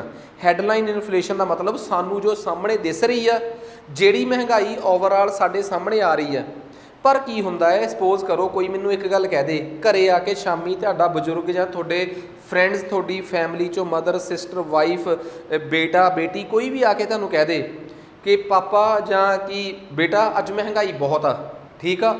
ਉਹ ਕਿਵੇਂ ਆਈਡੀਆ ਲਾਉਂਦੇ ਆ ਕਿ ਅੱਜ ਮਹਿੰਗਾਈ ਬਹੁਤ ਆ? ਕੀ ਉਹਨਾਂ ਨੇ ਅੱਜ ਦੇ ਦਿਨ ਵਿੱਚ ਕੀ ਲੋਹੇ ਦਾ ਰੇਟ ਕੀ ਰਿਹਾ, ਕਿ ਅੱਜ ਦੇ ਦਿਨ ਸਟੀਲ ਜਿਹੜੀ ਆ ਸੈਂਸੈਕਸ 'ਤੇ ਕਿੰਨੀ ਕੁ ਰਹੀ ਆ, ਉਹਦੇ ਰੇਟ ਕਿੰਨੇ ਕੁ ਵਧੇ ਘਟੇ ਆ, ਗੋਲਡ ਦੇ ਰੇਟ ਕਿੰਨੇ ਕੁ ਵਧੇ ਘਟੇ ਆ? ਕੀ ਤੁਸੀਂ ਰੋਜ਼ ਕਦੀ ਇਹ ਚੀਜ਼, ਜੇ ਆਪਾਂ ਨੂੰ 2 ਸਾਲਾਂ ਬਾਅਦ ਕੋਈ ਘਰ ਦਾ ਨੇੜੇ ਦਾ ਵਿਆਹ ਆ ਜੇ, ਸਾਨੂੰ ਗੋਲਡ ਲੈਣ ਦੇਣ ਦਾ ਬਿਪਤਾ ਉਦੋਂ ਹੀ ਪੈਂਦੀ ਆ। ਨਹੀਂ ਤੇ ਮਾੜੇ ਮਾਤੜ ਬੰਦੇ ਨੇ ਕਿਹੜਾ ਸਾਲ ਹਰ ਦਿਹਾੜੀ ਦੇ 5 ਮਹੀਨੇ 'ਚ 5 ਦਿਨ ਗੋਲਡ ਲੈਣਾ ਹੁੰਦਾ। ਨਾ ਤੁਸੀਂ ਕਦੀ ਗੋਲਡ ਦੇ ਰੇਟ ਪੁੱਛੇ, ਨਾ ਤੁਸੀਂ ਲੋਹੇ ਦਾ ਰੇਟ ਪੁੱਛਿਆ। ਲੋਹੇ ਦਾ ਰੇਟ ਹੱਦ ਉਦੋਂ ਜਦੋਂ ਘਰ ਬਣਵਾਉਣਾ ਹੋਵੇ ਤਾਂ ਲੋਹੇ ਦਾ ਗੇਟ ਲਵਾਉਣਾ ਹੋਵੇ, ਉਦੋਂ ਜਾ ਕੇ ਸਾਨੂੰ ਲੋਹੇ ਦਾ ਭਾਅ ਪਤਾ ਲੱਗਦਾ, ਨਹੀਂ ਤਾਂ ਸਾਨੂੰ ਪਤਾ ਹੀ ਨਹੀਂ ਹੁੰਦਾ ਦੁਨੀਆ ਕਿੱਥੇ ਚੱਲ ਰਹੀ ਆ। ਨਾ ਲੋਹੇ ਦਾ ਰੇਟ ਪੁੱਛਿਆ, ਨਾ ਤੁਸੀਂ ਆਪਣਾ ਗੋਲਡ ਦਾ ਰੇਟ ਪੁੱਛਿਆ, ਕੋਈ ਵੀ ਰੇਟ ਨਹੀਂ ਪੁੱਛਿਆ। ਪਰ ਹੋਇਆ ਕੀ, ਤੁਸੀਂ ਆ ਕੇ ਘਰੇ ਸਿੱਟਾ ਕੱਢਤਾ ਕਿ ਬਾਹਰ ਅੱਗ ਲੱਗੀ ਹੋਈ ਹੈ ਮਹਿੰਗਾਈ ਨੂੰ। ਕਿਉਂ? ਤੁਸੀਂ ਬਸ ਇੱਕ ਟਮਾਟਰ ਮਹਿੰਗੇ ਦੇਖ ਲਏ ਤੇ ਇੱਕ ਤੁਸੀਂ ਦੁੱਧ ਮਹਿੰਗਾ ਦੇਖ ਲਿਆ, ਬਸ ਆਹੀ ਆ। ਹੱਦ ਤੋਂ ਹੱਦ ਪੈਟਰੋਲ ਪਵਾ ਕੇ ਆਏ ਹੋਵੋਗੇ, ਉਹਨੂੰ ਦੇ ਕੇ ਗਈ ਜਾਓਗੇ, ਉਹ 100 ਤੋਂ ਉੱਪਰ ਦੇਖ ਲਿਆ ਹੋਣਾ ਤੁਸੀਂ ਮੀਟਰ ਤੇ, ਬਸ ਉਹਦਾ ਗੁੱਸਾ ਆ ਕੇ ਘਰੇ ਕੱਢ ਦੋਗੇ ਕਿ ਮਹਿੰਗਾਈ ਬਹੁਤ ਆ। ਕਿਉਂਕਿ ਤੁਸੀਂ ਜਦੋਂ ਫੂਡ ਤੇ ਫਿਊਲ ਦੀ ਮਹਿੰਗਾਈ ਦੇਖਦੇ ਹੋ, ਇਹ ਰੋਜ਼ਮਰਾ 'ਚ ਉਹ ਚੀਜ਼ਾਂ ਨੇ ਜਿਹੜੀਆਂ ਦਿਹਾੜੀ 'ਚ ਕਈ ਵਾਰ ਬਦਲਦੀਆਂ। ਦਿਹਾੜੀ 'ਚ ਤਾਂ ਛੱਡੋ, ਹਫ਼ਤੇ 'ਚ ਕਈ ਵਾਰ ਤਾਂ ਬਦਲਦੀਆਂ ਹੀ ਆ। ਅੱਜ ਰੇਟ ਵੱਧਦਾ, ਅੱਜ ਘੱਟਾ, ਅੱਜ ਵੱਧਦਾ, ਅੱਜ ਘੱਟਾ। ਉਹੀ ਸਬਜ਼ੀ ਇੱਕ ਦਿਨ ਪਹਿਲਾਂ ਤੁਹਾਨੂੰ 20 ਰੁਪਏ ਕਿਲੋ ਮਿਲ ਰਹੀ ਹੁੰਦੀ ਆ, ਅਗਲੇ ਦਿਨ ਉਹ 45 ਰੁਪਏ ਹੋਈ ਹੁੰਦੀ ਆ, ਅਗਲੇ ਦਿਨ ਫਿਰ ਉਹ 15 ਰੁਪਏ ਨੂੰ ਆ ਜਾਂਦੀ ਹੈ। ਸੋ ਜਿਹੜੀਆਂ ਚੀਜ਼ਾਂ ਤੁਹਾਡੀ ਮਹਿੰਗਾਈ ਦੇ ਨੂੰ ਫਲਕਚੁਏਟ ਕਰਾਉਂਦੀਆਂ, ਉਹ ਤੁਹਾਡੀ ਨੋਰਮਲ ਮਹਿੰਗਾਈ ਆ, ਉਹਨੂੰ ਅਸੀਂ ਕਹਿੰਦੇ ਆ ਹੈਡਲਾਈਨ ਇਨਫਲੇਸ਼ਨ। ਕਿਹੜੀ ਇਨਫਲੇਸ਼ਨ? ਹੈਡਲਾਈਨ ਇਨਫਲੇਸ਼ਨ, ਜਿਹੜੀ ਕਿ ਤੁਹਾਡੀ ਰੋਜ਼ ਦੀ ਨਿਊਜ਼ ਪੇਪਰ 'ਚ ਆਉਣ ਵਾਲੀ ਮਹਿੰਗਾਈ ਆ। ਉਹਨੂੰ ਇਸੇ ਕਰਕੇ ਅਖਬਾਰੀ ਮਹਿੰਗਾਈ ਕਹਿੰਦੇ ਆ, ਕਿਉਂਕਿ ਅਖਬਾਰਾਂ 'ਚੋਂ ਪਤਾ ਲੱਗਦਾ ਕਿ ਆਹ ਚੀਜ਼ ਮਹਿੰਗੀ ਹੋ ਗਈ, ਆਹ ਚੀਜ਼ ਸਸਤੀ ਹੋ ਗਈ। ਇਹਦੇ 'ਚੋਂ ਜਦੋਂ ਅਸੀਂ ਉਹੀ ਚੀਜ਼ਾਂ ਜਿਨ੍ਹਾਂ ਬਾਰੇ ਮੈਂ ਚਿੰਤਾ ਵਿਅਕਤ ਕੀਤੀ ਆ ਕਿ ਇਹ ਗੜਬੜ ਕਰ ਦਿੰਦੀਆਂ ਹੈ, ਇਹ ਰੋਜ਼ ਬਦਲਦੀਆਂ ਹੈ, ਫੂਡ ਤੇ ਫਿਊਲ ਦੀ ਮਹਿੰਗਾਈ, ਭਾਵ ਅਨਾਜ ਜਾਣੀ ਕਿ ਭੋਜਨ ਤੇ ਇੰਧਣ ਦੀ ਮਹਿੰਗਾਈ, ਇਹਨੂੰ ਘਟਾ ਦਿਓ ਤਾਂ ਤੁਸੀਂ ਕਹੋਗੇ ਇਸ ਤੋਂ ਬਿਨਾਂ ਬਾਕੀ ਸਾਰੀਆਂ ਚੀਜ਼ਾਂ ਜਿਹੜੀਆਂ ਨੇ ਉਹ ਮਹਿੰਗਾਈ ਜੈਨੂਅਨ ਦੱਸਦੀਆਂ ਹੈ। ਮੰਨ ਲਓ ਜੈਨੂਅਨ ਦਾ ਮਤਲਬ ਘੱਟ ਕੇ ਵੱਧ, ਜੈਨੂਅਨ ਦਾ ਮਤਲਬ ਘੱਟ ਜਾਂ ਵੱਧ ਨਹੀਂ ਹੁੰਦਾ, ਉਹ ਅਸਲੀ ਪਿਕਚਰ ਪੇਸ਼ ਕਰਦੀਆਂ ਹੈ। ਕਿਉਂਕਿ ਉਹਨਾਂ ਦੇ ਰੇਟ ਉਦੋਂ ਹੀ ਵੱਧਦੇ ਆ ਜਦੋਂ ਕੋਈ ਸੰਕਟ ਹੋਵੇ, ਜਾਂ ਉਹਨਾਂ ਦੇ ਰੇਟ ਉਦੋਂ ਹੀ ਨਹੀਂ ਵੱਧਦੇ ਜਦੋਂ ਦੇਸ਼ ਤਰੱਕੀ ਨਾ ਹੋ ਰਹੀ ਹੋਵੇ। ਸੋ ਇਹਦੇ 'ਚੋਂ ਆਹ ਵਾਲੀ ਮਹਿੰਗਾਈ ਕੱਢ ਦਿਓ ਤਾਂ ਨਿਕਲ ਕੇ ਆਉਂਦੀ ਆ ਮੁੱਖ ਮੁਦਰਾ ਸਫੀਤੀ, ਜਿਹਨੂੰ ਆਪਾਂ ਕਹਿੰਦੇ ਆ ਕੋਰ ਇਨਫਲੇਸ਼ਨ, ਜੈਨੂਅਨ ਇਨਫਲੇਸ਼ਨ ਆ ਜਿਹੜੀ। ਸੋ ਅਸਲ ਦੇ ਵਿੱਚ ਕਿਸੇ ਵੀ ਦੇਸ਼ ਦੀ ਮਹਿੰਗਾਈ ਨੂੰ ਇਕੱਲੀ ਹੈਡਲਾਈਨ ਇਨਫਲੇਸ਼ਨ ਤੋਂ ਨਹੀਂ ਮਾਪਣਾ ਚਾਹੀਦਾ, ਕਿਉਂਕਿ ਹੈਡਲਾਈਨ ਇਨਫਲੇਸ਼ਨ ਜਿਹੜੀ ਆ ਉਹ ਕਿਸੇ ਟੈਂਪਰੇਰੀ ਕਾਰਨ ਕਰਕੇ ਵੀ ਹੋ ਸਕਦੀ ਆ। ਕੀ ਪਤਾ ਉਸ ਦੇਸ਼ 'ਚ, ਉਸ ਇਲਾਕੇ 'ਚ ਉਸ ਸਾਲ ਕੋਈ ਆਫਦਾ ਆਈ ਹੋਵੇ ਜਿਹਦੇ ਕਰਕੇ ਆ ਦੋ ਚੀਜ਼ਾਂ ਨੇ ਨਜਾਇਜ਼ ਮਹਿੰਗਾਈ ਨੂੰ ਉੱਪਰ ਥੱਲੇ ਕਰਿਆ ਹੋਵੇ। ਕੀ ਇਸਥੋਂ ਉਸ ਦੇਸ਼ ਬਾਰੇ ਇਹ ਪਤਾ ਲੱਗ ਜਾਂਦਾ ਕਿ ਉਹ ਦੇਸ਼ ਮਾੜਾ ਹੈ? ਅਮਰੀਕਾ 'ਚ ਜੇ ਸਪੋਜ਼ ਕਰੋ ਬ੍ਰੈਡ ਮਹਿੰਗਾ ਹੋ ਗਿਆ ਕਿਸੇ 2 ਮਹੀਨੇ ਲਈ, ਇਹਦਾ ਮਤਲਬ ਅਮਰੀਕਾ ਦੀ ਇਕਨੋਮੀ ਡਾਵਾਂਡੋਲ ਹੋ ਗਈ ਜਾਂ ਉੱਥੇ ਇਨਫਲੇਸ਼ਨ ਬਹੁਤ ਜ਼ਿਆਦਾ ਹੈ? ਨਹੀਂ, ਉਹ ਹੈਡਲਾਈਨ ਇਨਫਲੇਸ਼ਨ ਉੱਥੇ ਬਹੁਤ ਜ਼ਿਆਦਾ ਹੈ। ਜੇ ਉੱਥੇ ਕੋਰ ਇਨਫਲੇਸ਼ਨ ਇੱਕ ਪਰਟੀਕੂਲਰ ਰੇਂਜ ਦੇ ਵਿੱਚ ਹੈਗੀ ਆ, ਜਿਹੜੀ ਕਿ ਉਸ ਦੇਸ਼ 'ਚ ਪਿਛਲੇ ਕਈ ਸਾਲਾਂ ਤੋਂ ਇੱਕੋ ਹੀ ਰੇਟ ਦੇ ਵਿੱਚ ਰੇਂਜ 'ਚ ਆ, ਇਹਦਾ ਮਤਲਬ ਉਹ ਦੇਸ਼ ਦੀ ਰੀੜ੍ਹ ਦੀ ਹੱਡੀ ਹੈਗੀ ਆ। ਉਹ ਕੋਰ ਇਨਫਲੇਸ਼ਨ ਜਿਹੜੀ ਮੁੱਖ ਮੁਦਰਾ ਸਫੀਤੀ ਆ, ਉਹ ਕਿੱਥੋਂ ਆਉਂਦੀ ਆ? ਅਖਬਾਰੀ ਮੁਦਰਾ ਸਫੀਤੀ 'ਚੋਂ। ਇੰਧਣ ਤੇ ਭੋਜਨ ਵਗੈਰਾ ਨਾਲ ਸੰਬੰਧਿਤ ਜਿਹੜੀ ਮੁਦਰਾ ਸਫੀਤੀ ਉਹਨੂੰ ਘਟਾ ਦਿਓ।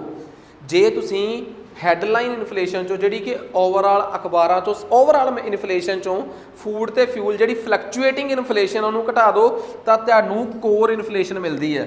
ਸੋ ਇਹ ਕੋਰ ਇਨਫਲੇਸ਼ਨ ਜਿਹੜੀ ਆ ਇਹ ਬਹੁਤ ਜੈਨੂਅਨ ਤੁਹਾਡੇ ਦੇਸ਼ ਦੀ ਮਹਿੰਗਾਈ ਬਾਰੇ ਵੀ ਦੱਸਦੀ ਆ ਤੇ ਤੁਹਾਡੀ ਦੇਸ਼ ਦੀ ਇਕਨੋਮਿਕ ਹੈਲਥ, ਆਰਥਿਕ ਸਿਹਤ ਵੀ ਇਹਦੇ ਤੋਂ ਬਹੁਤ ਪਤਾ ਲੱਗਦੀ ਆ। ਸੋ ਉਮੀਦ ਕਰਦਾ ਕਿ ਆਹ ਗੱਲ ਚੰਗੀ ਤਰ੍ਹਾਂ ਪਤਾ ਲੱਗ ਗਈ ਹੋਊਗੀ। ਠੀਕ ਆ, ਹੁਣ ਸਭ ਤੋਂ ਇੰਪੋਰਟੈਂਟ ਗੱਲ ਅੱਗੇ ਆ ਗਿਆ ਆਪਣੇ ਕੋਲ ਨੈਸ਼ਨਲ ਡੈਟ। ਇਹ ਇੱਕ ਬੜਾ ਇੰਪੋਰਟੈਂਟ ਸ਼ਬਦ ਆ, ਇਹਦੇ ਬਾਰੇ ਮੈਂ ਫੇਰ ਵਿਚਾਰ ਕਰਦਾ।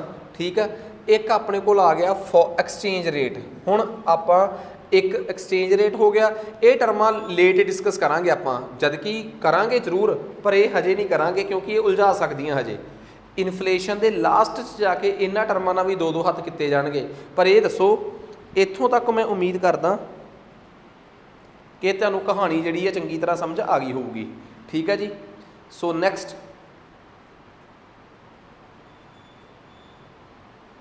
ਹਾਂਜੀ, ਹੁਣ आ जाओ अगे, महंगाई यानी कि मुद्रास्फीति का त्रिकोणा मॉडल की है। सब तो पहला मैं गल दस रहा डिमांड पुल इन्फ्लेशन। देखो बड़ी सिंपल जी गल आ। जे सानू कोई कहे कि what is demand pull inflation, ठीक आ, मंग आधारित महंगाई की है जी डिमांड पुल इन्फ्लेशन, मंग की खिच करके जो महंगाई पैदा हुई है, ठीक आ, मंग की खिच करके पैदा हुई मुद्रास्फीति। तो मैनू लगता एक साफ गल आ कि जे सानू कोई कहे कि किसी चीज़ की जरूर डिमांड वधन करके जी महंगाई पैदा होंदी है, उन्होंने असीं डिमांड पुल इन्फ्लेशन कहने आ।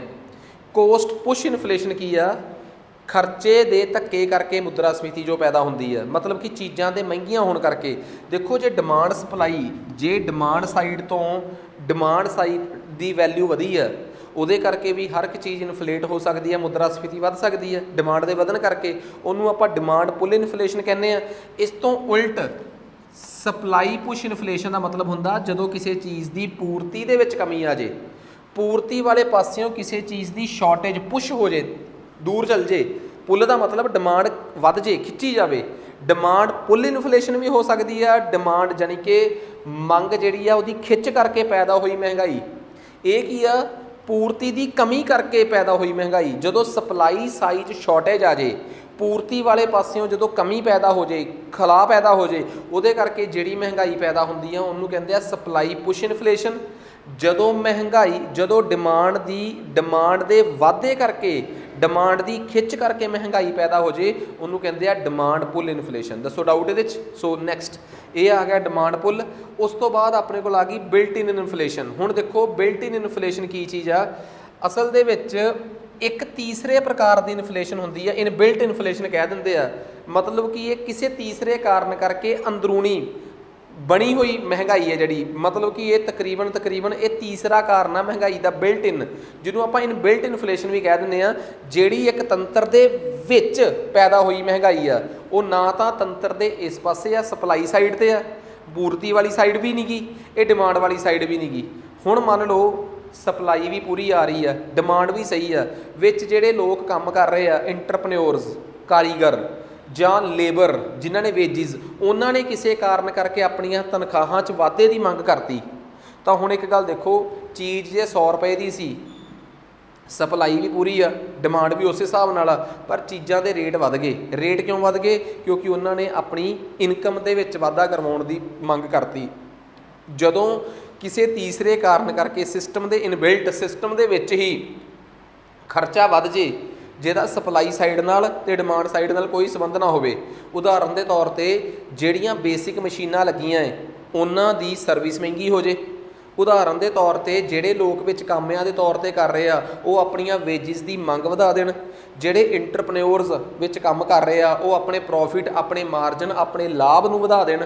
ਸੋ ਇਸ ਕਰਕੇ ਪੈਦਾ ਹੋਈ ਮਹਿੰਗਾਈ ਨੂੰ ਕਹਿੰਦੇ ਆ ਬਿਲਟ ਇਨ ਇਨਫਲੇਸ਼ਨ। ਸੋ ਤੀਸਰੇ ਟਾਈਪ ਦੀ ਇਨਫਲੇਸ਼ਨ ਆ ਜੀ। उम्मीद करदा कि आ कहानी चंगी तरह समझ आ गई होगी कि इन्फ्लेशन नूं आपां किस तरीके नाल इन्फ्लेशन प्रति साडी समझ होनी चाहिए है। ठीक आ। हुण आपां इन्फ्लेशन बारे इन्ना क तां जाण गए ते इन्फ्लेशन का इन्ना क ज्ञान सानूं बहुत आ ये समझण वास्ते कि बेसिकली इन्फ्लेशन के टाइप की हो सकते आ। हुण आपां एक स्टैप अगे वधदे आ कि महंगाई जिहड़ी आ इनू समझिया किवें जा सकदा है, किसी भी चीज़ च जिहड़ी महंगाई आ इनू समझे जाण दा तरीका की आ। हुण देखो बड़े ध्यान नाल समझियो, इत्थों आपां नूं बहुत कुछ क्लीयर हो जाऊगा। उदाहरण के तौर पर मान लो किसी ने सानू कहा कि साडी जिंदगी च वरतिया जाने वाला साबण सेब बूट आ, ठीक आ। जुत्तियां दा प्राइस 1000 तो 1200 हो गया, सेब 50 रुपए किलो तो 60 किलो हो गए, तो साबण का रेट 10 तो 15 रुपए वध गया। ठीक है। असी कहा कि पहला साडा रेट इन्ना सीगा, हुण सानू इन्ना चुकाउणा पै रिहा, चेंज करके बेस नाल डिवाइड कर दो। ठीक है। चेंज मतलब कि आ देखो प्राइस इन करंट 1275 माइनस 1060 बटे 1060 गुणा 100 कर दो तो तुहानू 20% लगूगा महंगाई। पर की ये महंगाई 20% जैनुअन? सानू जां तुहानू पहली सट्टे ऐं ही लग रहा सीगा कि ये महंगाई सही है, जैनुअन आ। पर एक इकनॉमिस्ट आया जिन्हें इस चीज़ से किंतु परंतु चक्की, जिस शख्स ने ये किंतु परंतु चक्की उसका नाम सी लैप्रेसेज। हुण उन्हें आके लैप्रेसेज ने आके फिर एक नवी चीज़ दसी लोगों को। की कहंदा? कहंदा मान लो साबण उसका रेट 2010 सी, फिर उसका रेट हो गया 15 ਚ 15 रुपए। सेब जिहड़ा सी वो 50 रुपए तो 60 रुपए च हो गया। जुत्ते जिहड़े सीगे 1000 रुपए ਦੇ 1200 हो गए। ठीक है, कहता तुसीं सीधा लिख लिया कि किन्ना किन्ना रेट वधिया, उहदे हिसाब नाल महंगाई देख ली।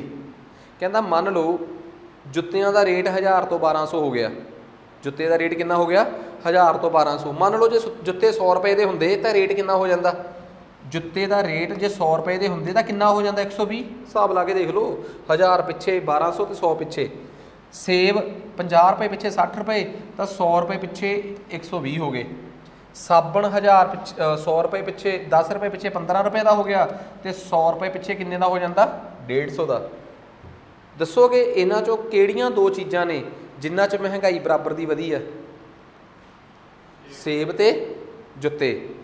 इन्हां चों ये सेब ते जुत्तियां चों किहदी महंगाई ने तुहानूं ज़्यादा असर करना है वधन नाल? किहदी महंगाई है जिहदा असर ज़्यादा तुहानूं महसूस होऊगा? चलो इदां करो, होर दसो, दुध का रेट 10 रुपए तो 11 रुपए हो गया, तो 110 रुपए 100 रुपए के मुकाबले दुध कितना हो गया 110 रुपए। 10 रुपए का 11 रुपए हो गया। ठीक है जी, तुसी बस मैनू ये दस दो कि दुध का रेट 10 रुपए तो 11 रुपए होया, भाव 100 रुपए पिछे 110 रुपए होया, रड़कूगा ज़्यादा कि जुत्तियां का रेट 100 तो 120 रुपए ज़्यादा रड़कूगा? दुध का रेट 100 रुपए तो 110 रुपए होए, क्यों रड़कूगा भी हुण ये दसो? दुध का रेट 100 तो 110 सानू ज़्यादा रड़कूगा, वो इस करके क्योंकि दुध असी रोज़ खरीदना है। दुध साडी रोज़ की मंग आ, दिन च 2-2 टाइम 3-3 टाइम असी दुध पीना है। ठीक है, साडी तां मतलब कि सोसाइटी ही इस चीज़ से चलती है। तो खैर नैचुरल जी गल आ, तां दुध साडी जिंदगी का रोज़ का हिस्सा है। इस करके दुध का रेट जिहड़ा है जे 100 पिछे 10 भी वधिया तो ज़्यादा खतरनाक आ, ते जुत्तियां का रेट 100 पिछे 20 वधिया, हाँ बिल्कुल बिल्कुल डेली यूज़, तो 100 रुपए पिछे 120 वधिया, वो इन्ना ज़्यादा नहीं दुखदा। क्यों ना आपां नूं ये महंगाई जिहड़ी आ इहदे नाल एक नवां शब्द जोड़िया जाए, वेटेज, उहदी अहमियत। लैप्रेसे ने कहा कि मैं एक नवा कंसैप्ट लैके आ रहा, वेटेज। की लैके आ रहा? वेटेज। कि किहड़ी चीज़ साल च कितनी ज़्यादा फ्रीकुएंटली वरती जाती है। कहता ਇਹਦਾ कित्थों पता लगूगा कि किहड़ी चीज़ कितनी वरती जाती है फ्रीकुएंटली? कहता ये तो भारत सरकार का मंत्राला ही कोई दस सकदा जिहड़ा इस चीज़ ते निगाह बनाई रखदा है कि साल च किन्ने किलो जां किन्ने जोड़े बूटां दे विकदे आ, किन्ने किलो दुध विकदा है। जिहड़ी चीज़ ज़्यादा मात्रा च विकदी आ उन्नूं ज़्यादा वेट। ये ना देखो कि वो महंगी है कि सस्ती आ, रोज़मर्रा च वरती जाण वाली चीज़ की वेटेज ज़्यादा होनी चाहिए है। ठीक है, तो जिहड़ी चीज़ उस तो घट वरती जाती उहदी वेटेज उस तो घट, तो जिहड़ी उस तो भी घट वरती जाती उहदी वेटेज उस तो घट। ये वेटेज का कंसैप्ट लैके आओ। कहता फर्क की पाओ, 10 रुपए तो रेट कितना हो गया 15 रुपए। कहता जो तुहाडा 15 रुपए रेट होया है 10 तो 15 कितना वधिया 5 रुपए। कहता जिहड़ा तुहाडा रेट 5 रुपए वधिया है ना, उस 5 रुपए नूं इस 30 नाल गुणा करो दी वेटेज नाल। किन्ने नाल गुणा करो? 30 नाल गुणा करो। तो लो जी आपां देखते हैं, आपां हुण इनू इस तरीके नाल कैलकुलेट करने की कोशिश करते हैं। वो पहलां तो आपां कुछ भी नहीं किया, आ 10 तो इन्ना होया, इन्ने तो होया, 10 तो 1200 होया। आपां की किया जी, पहले वाला किन्ने गुणा किन्ना वधिया 5, आ किन्ना वधिया 10, आ किन्ना वधिया 120 किन्ना वधिया है 1200 200 रुपए सॉरी किन्ना वधिया 200। तो ओरिजिनल रेट किन्ना सी तिन्नां दा टोटल आ, तो मल्टीप्लाई किन्ने नाल कीता आपां 100 नाल, ते आपां परसेंटेज कढ़न दी 20.3 करके देख लो ना। 200 दे 10 ते 200 किन्ना आ गया अपने कोले 215 बटे 1060 गुणा 100, 10 ने 10 कट्टी गई, आ बन गया 2150 बटे 106। कैलकुलेटर ते कैलकुलेट करो कितना होगा 2150 बटे 106, 2150 बटे 106 20.3 वही आया बस अप्रॉक्सीमेटली। आ इत्थों कढ़िया मैं हुण कहा कि एक नवीं गलती तुसी कीती, तुसी वेटेज नहीं दित्ती।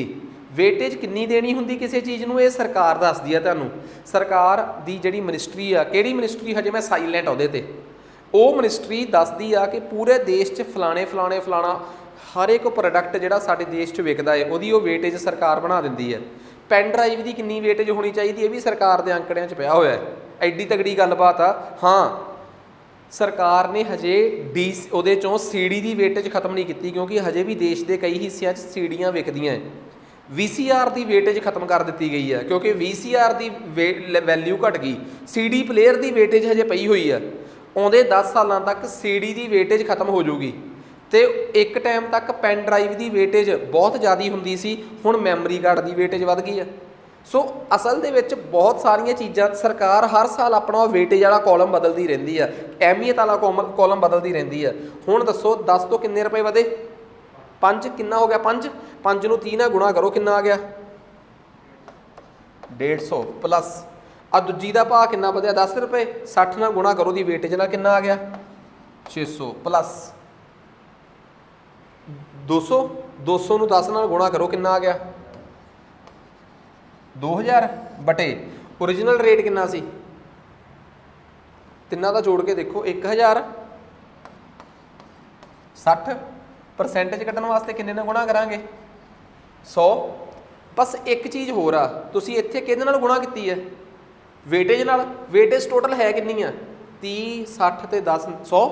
ਜਿੰਨੀ ਵੀ ਇਹ ਟੋਟਲ ਵੇਟੇਜ ਆ ਉਹਦੇ ਨਾਲ ਬਾਅਦ 'ਚ ਡਿਵਾਈਡ ਵੀ ਕਰ ਦਿਓ। ਇਹ ਨਾ ਟੈਨਸ਼ਨ ਲਓ ਕਿ ਸਰ ਟੋਟਲ ਵੇਟੇਜ ਜੇ 100 ਨਾ ਬਣੇ, ਯਾਰ ਜੇ ਟੋਟਲ ਵੇਟੇਜ 80 ਵੀ ਬਣੀ, ਐਂਡ 'ਚ 80 ਨਾਲ ਡਿਵਾਈਡ ਕਰ ਦਿਓ। ਆਹ ਲਓ ਜੀ, ਹੁਣ ਆਹ ਹੋ ਗਿਆ। ਜਿੰਨੀ ਟੋਟਲ ਵੇਟੇਜ ਆ ਉਹ ਥੱਲੇ ਆਉਣੀ ਚਾਹੀਦੀ ਹੈ। ਹੁਣ ਇਹੀ ਮੁਦਰਾ ਸਫੀਤੀ ਆਊਗੀ, ਇਹੀ ਇਨਫਲੇਸ਼ਨ ਆਊਗੀ, ਪਰ ਹੁਣ ਵੇਟੇਜ ਨੂੰ ਐਡਜਸਟ ਕਰਨ ਤੋਂ ਬਾਅਦ ਆਊਗੀ। ਦੱਸੋ ਵੀ 2600 ਤੇ 2750, 2750 ਨੂੰ 1060 ਨਾਲ ਡਿਵਾਈਡ ਕਰਿਓ, ਕਿੰਨਾ ਆਇਆ?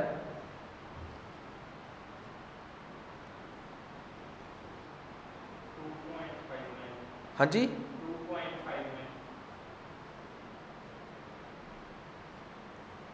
ਇਹਦੀ ਕੈਲਕੂਲੇਸ਼ਨ 'ਚ ਆਪਾਂ ਕਿਤੇ ਗਲਤੀ ਕਰ ਰਹੇ ਹਾਂ।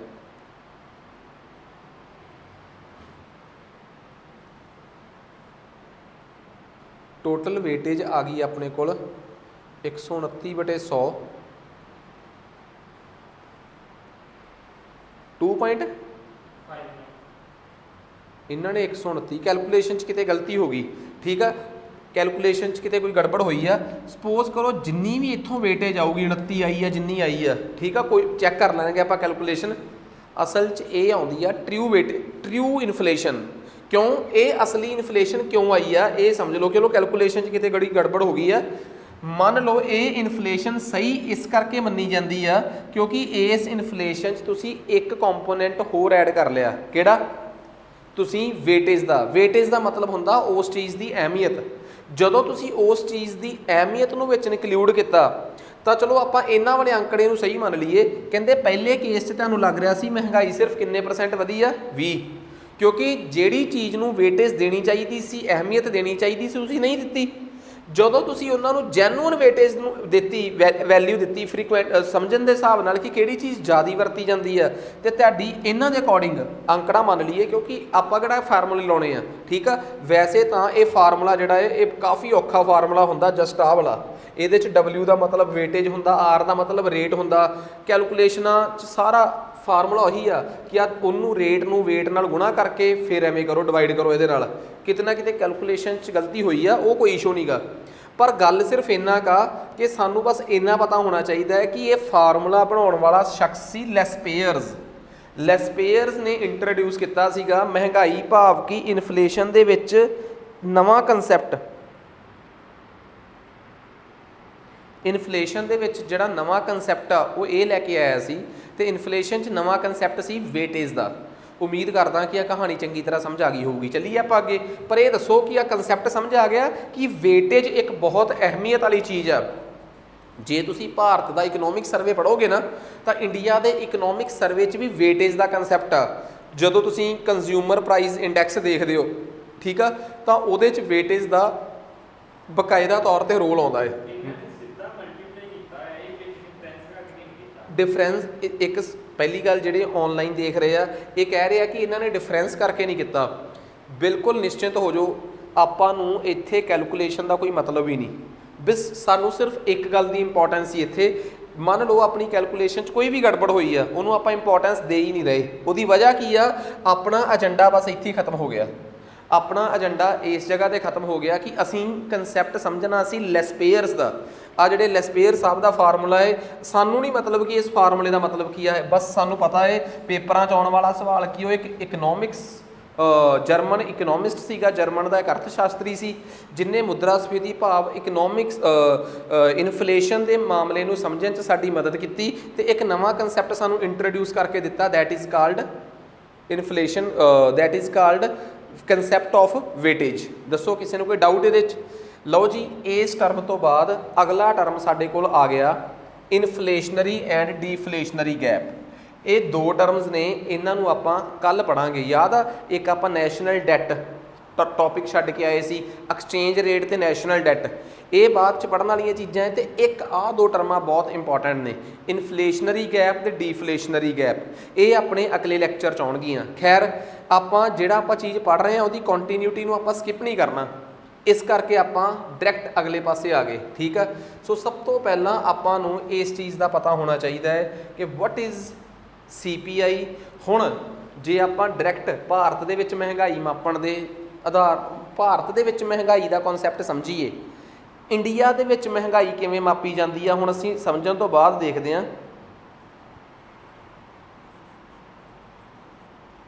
हाँ जी, एक थोड़ा जिहा डाउट ये आया कि इनफ्लेशन वाला टॉपिक जिहड़ा है ना, वो टाइप ऑफ इनफ्लेशन तो अगे औखा है। थोड़ा जिहा मैं एक क्विकली रिवीजन करा दा स्टूडेंट्स की कि बई आपां हुण तक पढ़िया की है। आ जाओ थोड़ा जिहा मैं रिवाइज करा दा कि आपां उस टॉपिक तो बाद असीं सिर्फ इन्ना पढ़िया कि इनफ्लेशन वधदी किवें आ, मुद्रास्फीति वधदी किवें आ, महंगाई जिहड़ी आ उहदे वधण दे की कारण आ।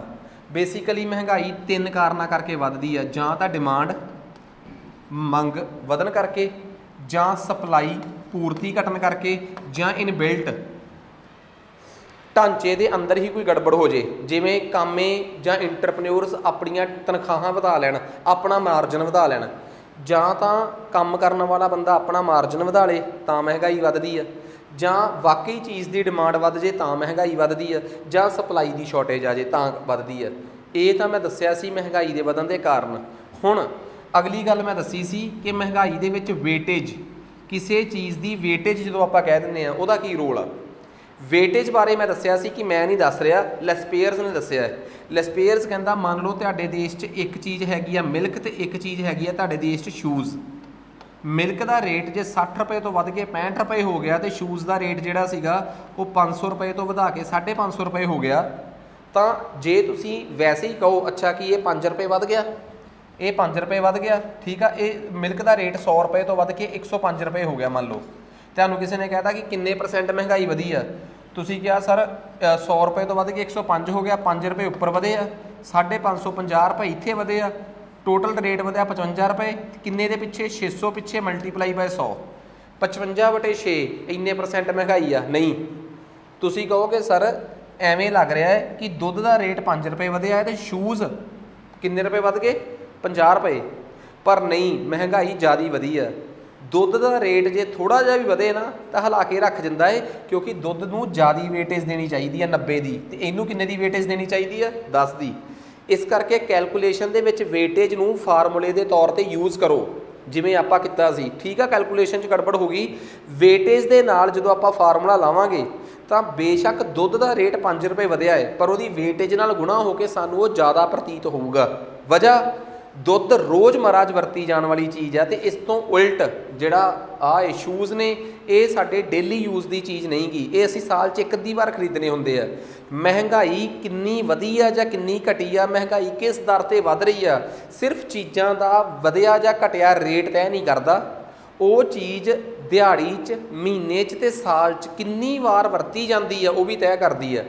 जेकर डेली यूज़ करने वाली चीज़ का रेट महीने च दुध का रेट महीने च रुपया भी वधी जाए तो सानू दुख दिंदा है, तेल का रेट 50 पैसे 2 रुपए भी वध जे दुख दिंदा है, सोना जे 50-100 रुपए महंगा भी हो जाए असीं गौर नहीं करते। वजह उहदी यही आ कि सोना साडे कंज्यूमर के तौर पर खपतकार के तौर पर रोज़मर्रा च वरती जाने वाली चीज़ नहीं। इट मीनस एक रोल हैगा है किहदा भला वेटेज का। ये वेटेज का रोल इंट्रोड्यूस करने वाले इकनॉमिस्ट का नाम सी लेसपेयर्स। उस तो बाद पहला मैं थोड़ा जिहा फिलिप दी कर्व बारे दस्सिया सी, इस तो वध के मैं कुछ नहीं पढ़ाया इहदे च। आ जाओ हुण दोबारा अगे, हुण मैं पढ़ाउण दिया अगली चीज़, क्योंकि मैं सारे हाई टॉपिक इनफ्लेशनरी गैप, डीफ्लेशनरी गैप, सारे हैवी टॉपिक इक्को दिन च नहीं लैना चाहुंदा। हुण मैं पढ़ाउण जा रहा अगे भारत दे विच मुद्रास्फीति नूं कैलकुलेट करन दे तरीके। भारत दे विच मुद्रास्फीति किवें मापी जाती है?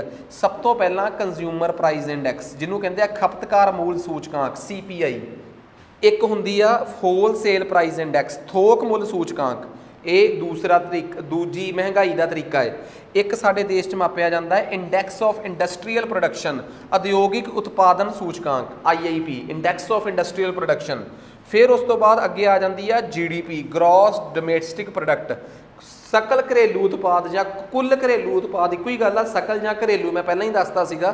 तो GDP वो भी एक तरीके नाल महंगाई बारे माड़ा मोटा इशारा कर दिंदी है। दसो किसी को कोई डाउट?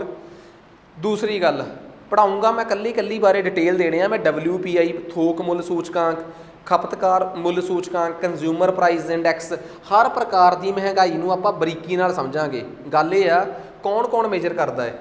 दो ही मिनिस्ट्रीज़ ने जिहड़ियां कि इंपॉर्टेंट ने। एक मिनिस्ट्री हैगी आ मिनिस्ट्री ऑफ कॉमर्स, जानी कि वणज विभाग मंत्राला, जिहदे बारे आपां एक लैक्चर च पढ़ी बैठे हैं कि मिनिस्ट्री ऑफ कॉमर्स की है। एक हुंदी है मिनिस्ट्री ऑफ स्टैटिस्टिक्स, अंक गणित जां अंकड़ा विभाग जां अंकड़ा मंत्राला, जिहदा पूरा नाम है minister of statistics and programming implementation. ठीक आ, अंकड़ा अते योजनाबंदी मंत्राला, जिहड़ा प्लैनिंग भी करता है ते नाल अंकड़ियां दी खेड भी खेडदा है।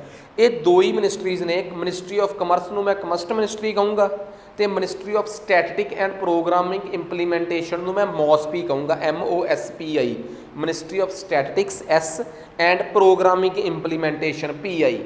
दसो जी, चलिए आपां कहते सब तो पहला गल करिए कंज्यूमर प्राइस इंडैक्स की। मिनिस्ट्री ऑफ स्टैटिस्टिक MOSPI वाले मेजर करते हैं, उन्होंने अंडर भी एक विभाग आ CSO, central statistical organisation. Base year, तुसीं कहोगे sir what is base year, आधार साल की होंदा है?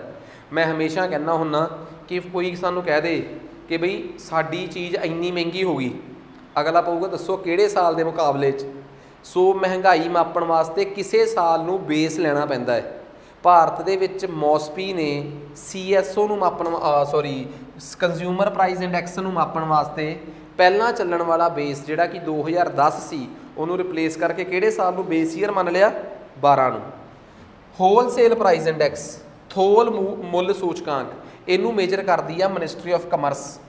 मिनिस्ट्री ऑफ कमर्स के अंडर दो डिपार्टमेंट आ, तुसीं कहोगे सर पता है जी।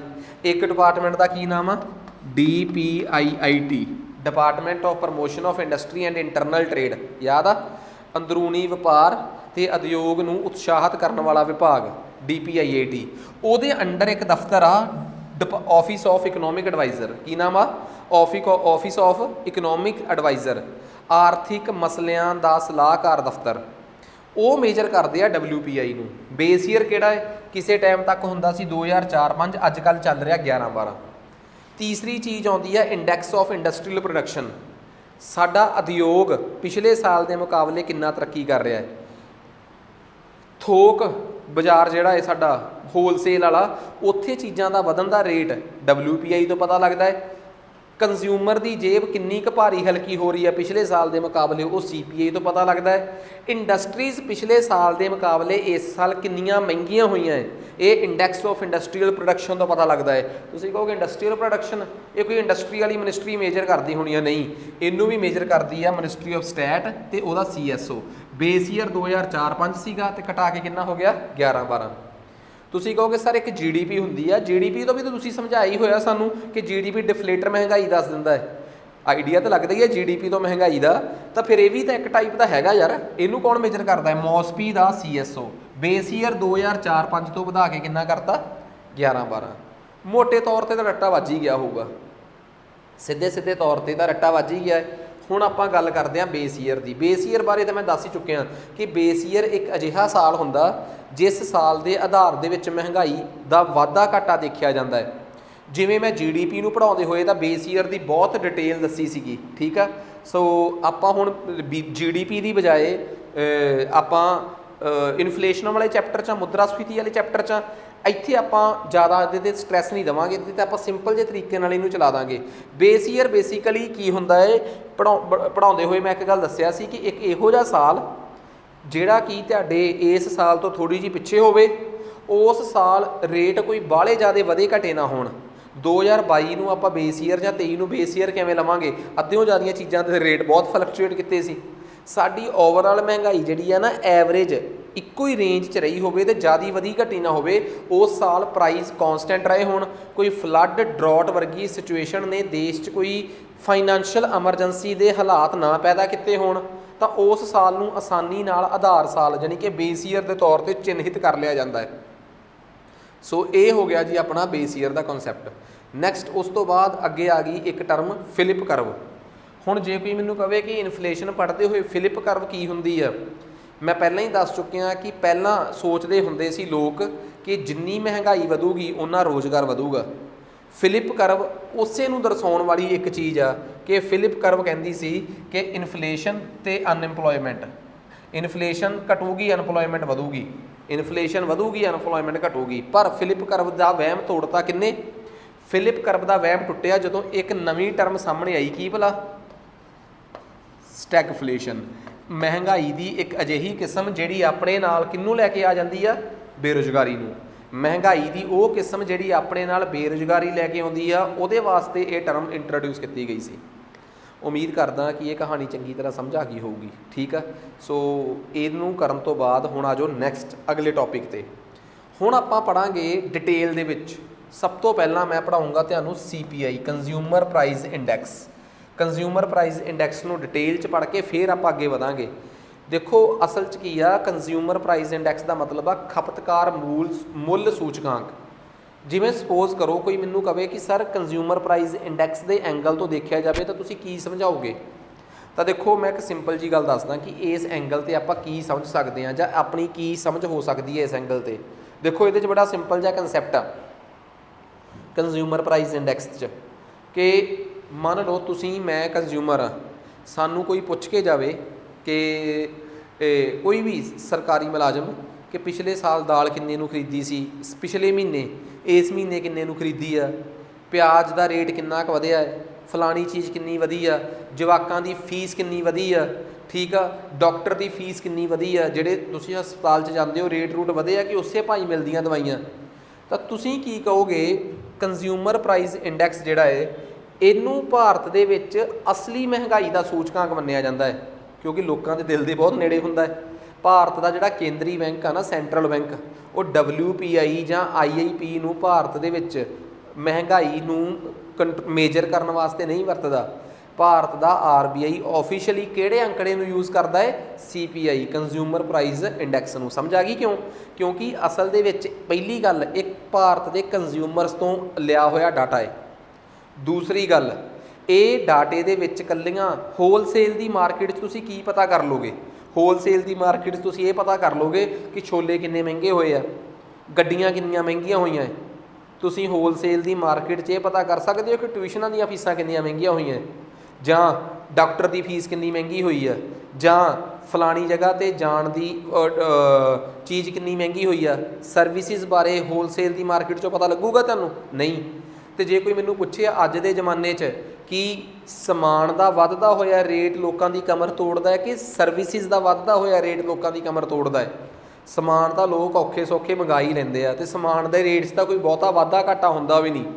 ਜਿਹੜੀਆਂ ਸਰਵਿਸਿਜ਼ ਅੱਜ ਤੋਂ ਕਈ ਸਾਲ ਪਹਿਲਾਂ ਸਸਤੀਆਂ ਸੀ, ਉਹ ਸਰਵਿਸਿਜ਼ ਅੱਜ ਮਹਿੰਗੀਆਂ ਹੋ ਗਈਆਂ। ਕਈ ਇਹੋ ਜਿਹੀਆਂ ਸਰਵਿਸਿਜ਼ ਸਾਡੇ ਪਰਿਵਾਰਾਂ 'ਚ ਸੀ ਜੋ ਅੱਜ ਤੋਂ 5 ਸਾਲ ਪਹਿਲਾਂ ਲਈਆਂ ਹੀ ਨਹੀਂ ਸੀ ਜਾਂਦੀਆਂ।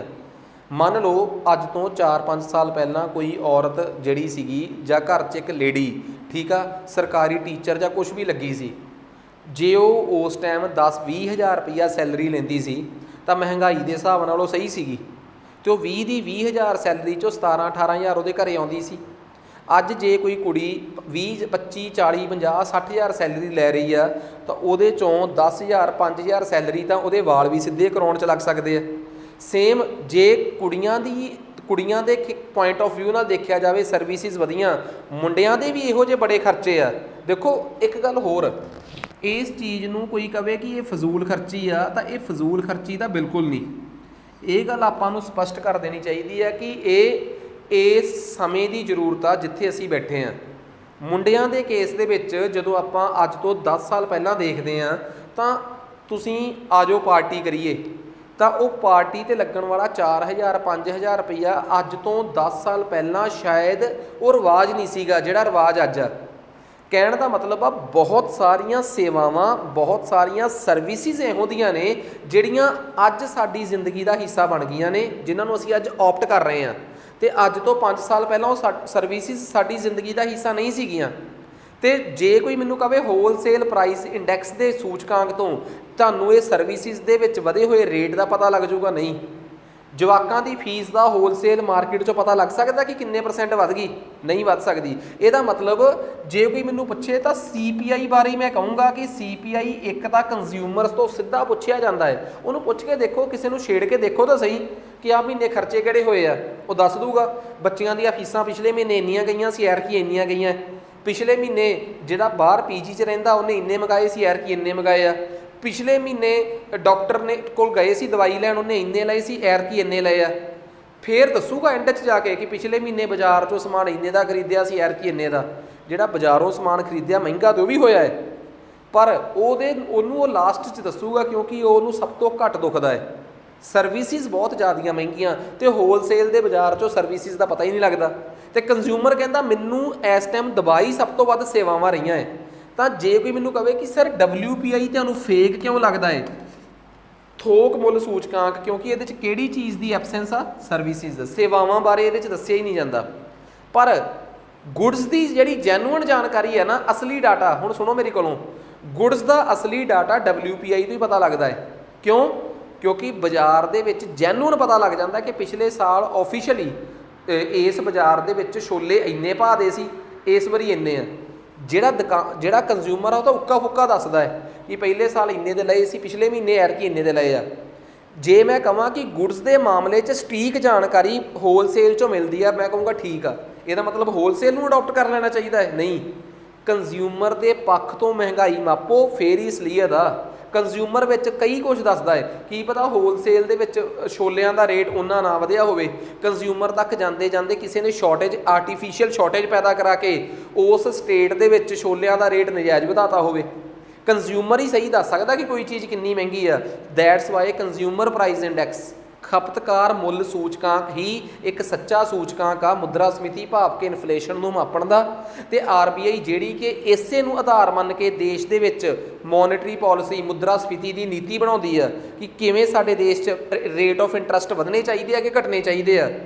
ਉਹਦੇ ਲਈ यही सूचकांक चल रहा है तो चलता रहना चाहिए। जे कोई बुद्धिजीवी जे कोई इकनोमिस्ट सरकार को सलाह दे रहे हैं कि कंज्यूमर प्राइस इंडैक्स के डाटे के झोल होंदी है, हर 3 महीने बाद डाटा कलैक्ट करना बहुत औखा है। ਜਿਹੜੇ ग्राउंड लैवल ਤੇ अफसर होंगे NSSO एक महकमा है, नैशनल सैंपल सर्वे ऑर्गेनाइजेशन, जिन्हों की जिम्मेवारी लाई जाती है डाटा कलैक्शन की, वो फेक डाटा ही भेज देंगे उपर तक। फिर भी कुछ तो भेजते हैं ना। हुण मान लो एक सब तहसील दे विच, एक तहसील दे विच NSSO के मुलाजम बैठे आ, उन्होंने कहता कि दसो तुहाडी उहदे च लोकां तो सर्वे करके आओ कि टमाटर का रेट कितना है, फलाना कितना है। मान लो फेक डाटा भी भेजते हैं, लोगों को नहीं पुछते, वो आप भी तो उस तहसील च ही बैठे आ कि वो मंडी जाके अपने टमाटर नहीं खरीदते। वो क्यों फेक डाटा भेजणगे? बस ये आ कि वो लोगों तो ही नहीं पुछते, यही कह सकते हो, पर उन्होंने आप किहड़ा रेट नहीं पता। पुछ के देखो सारी मंडी का रेट दस देणगे। क्यों? दो कम्मां करके, एक उन्हों का अपना प्रोफैशन एवें दा है, तो दूजी गल वो किहड़ा लोकां च नहीं रहिंदे। जे वो दसणगे कि स्कूलों की फीस 800 रुपए तो 850 हो गई, ये आप भी तो उस तहसील च ही रह रहे, उन्होंने पता नहीं कि साडे इत्थे स्कूलों की फीस च किन्ने % वाधा होया है। वो दस देणगे कि इस महीने एवरेज इन्नी की फीस बच्चों की गई है। सो वो उन्होंने अपने बच्चे वो कित्थों पुछणगे? गवांढियों तो पुछ लैणगे, किते उन्होंने कितों तो पुछ के दसणगे ही ना। सो इट मीनस CSO नूं जिन्ना मर्जी कह लो कि ये कंप्यूटराइज्ड आंकड़े नहीं होंदे, लोगों के सर्वे चों लए गए च फेरबदल हो सकती है, किन्नी कुछ हो जूगी किते, पर कंज्यूमर के नेड़े आए प्राइस। सो ये समझना बहुत जरूरी है। Consumer price index is best. Consumer price index नूं मापण दा तरीका पता लग गया। भारत दे विच जिहड़ा ये हैगा ना अपना खपतकार मुल सूचकांक, ये कई तरह का है। ਜਿਵੇਂ consumer price index rural, consumer price index urban, ਸ਼ਹਿਰਾਂ ਲਈ ਅੱਡ ਪਿੰਡਾਂ ਲਈ ਅੱਡ। Y it is different from urban and rural area, ਪੇਂਡੂ ਤੇ ਸ਼ਹਿਰੀ ਖੇਤਰਾਂ ਵਾਸਤੇ ਇਹ ਅੱਡ ਕਿਉਂ ਆ, ਸਵਾਲ ਆ ਮੇਰਾ। ਅਸਲ ਦੇ ਵਿੱਚ ਤੁਹਾਨੂੰ ਪਤਾ ਜਦੋਂ ਵੀ ਮਹਿੰਗਾਈ ਮਾਪਣੀ ਆ, ਇੱਕ ਨਵਾਂ ਸ਼ਬਦ ਲੈਸਪੇਅਰਸ ਨੇ ਦਿੱਤਾ ਸੀ, ਕੀ ਭਲਾ, ਵੇਟੇਜ, ਅਹਿਮੀਅਤ।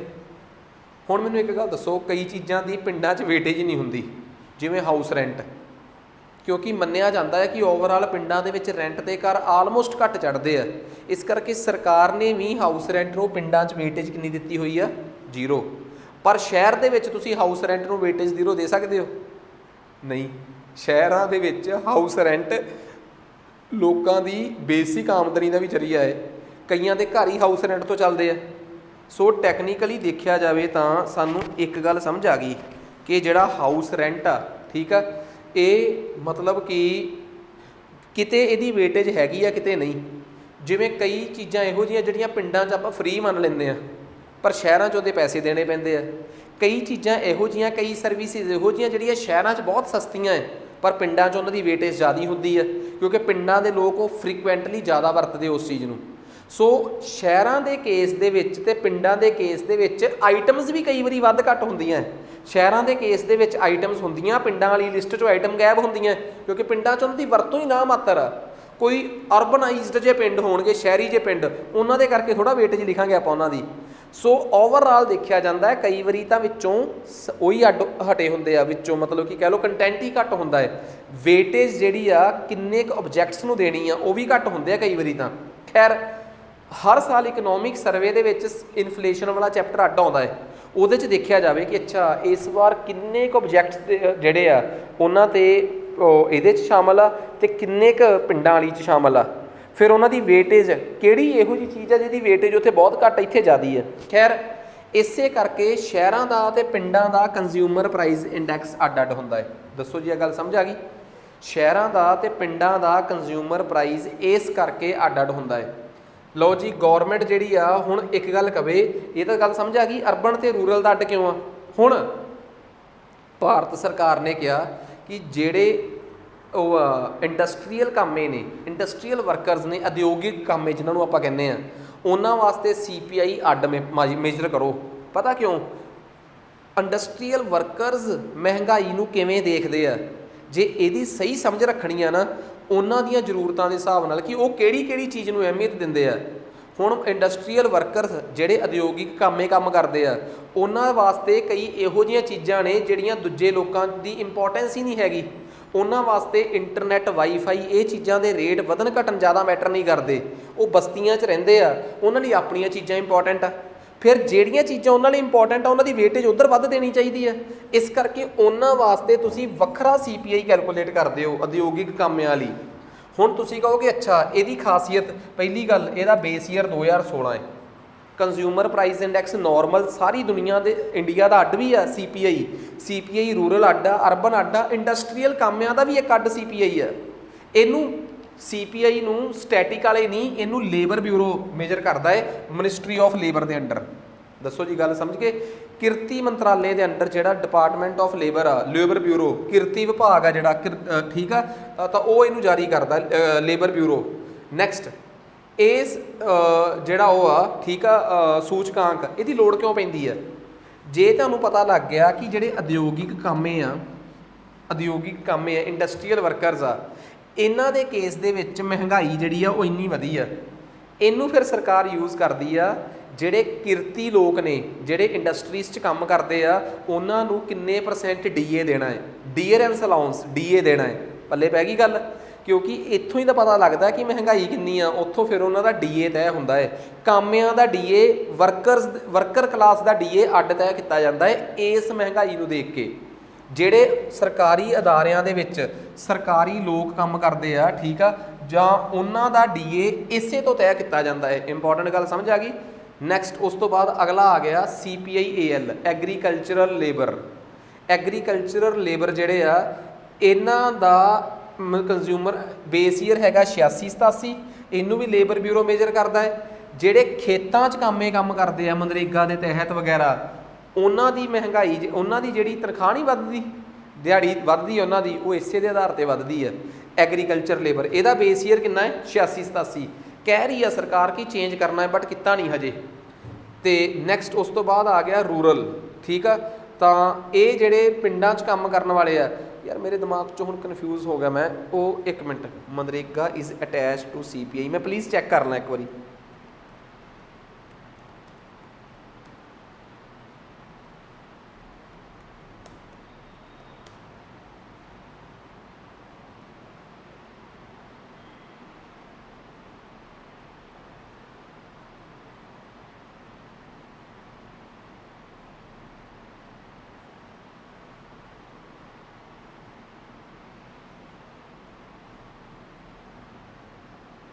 ਹਾਂ ਐਗਰੀਕਲਚਰ ਲੇਬਰ ਨਾਲ ਹੀ ਆ।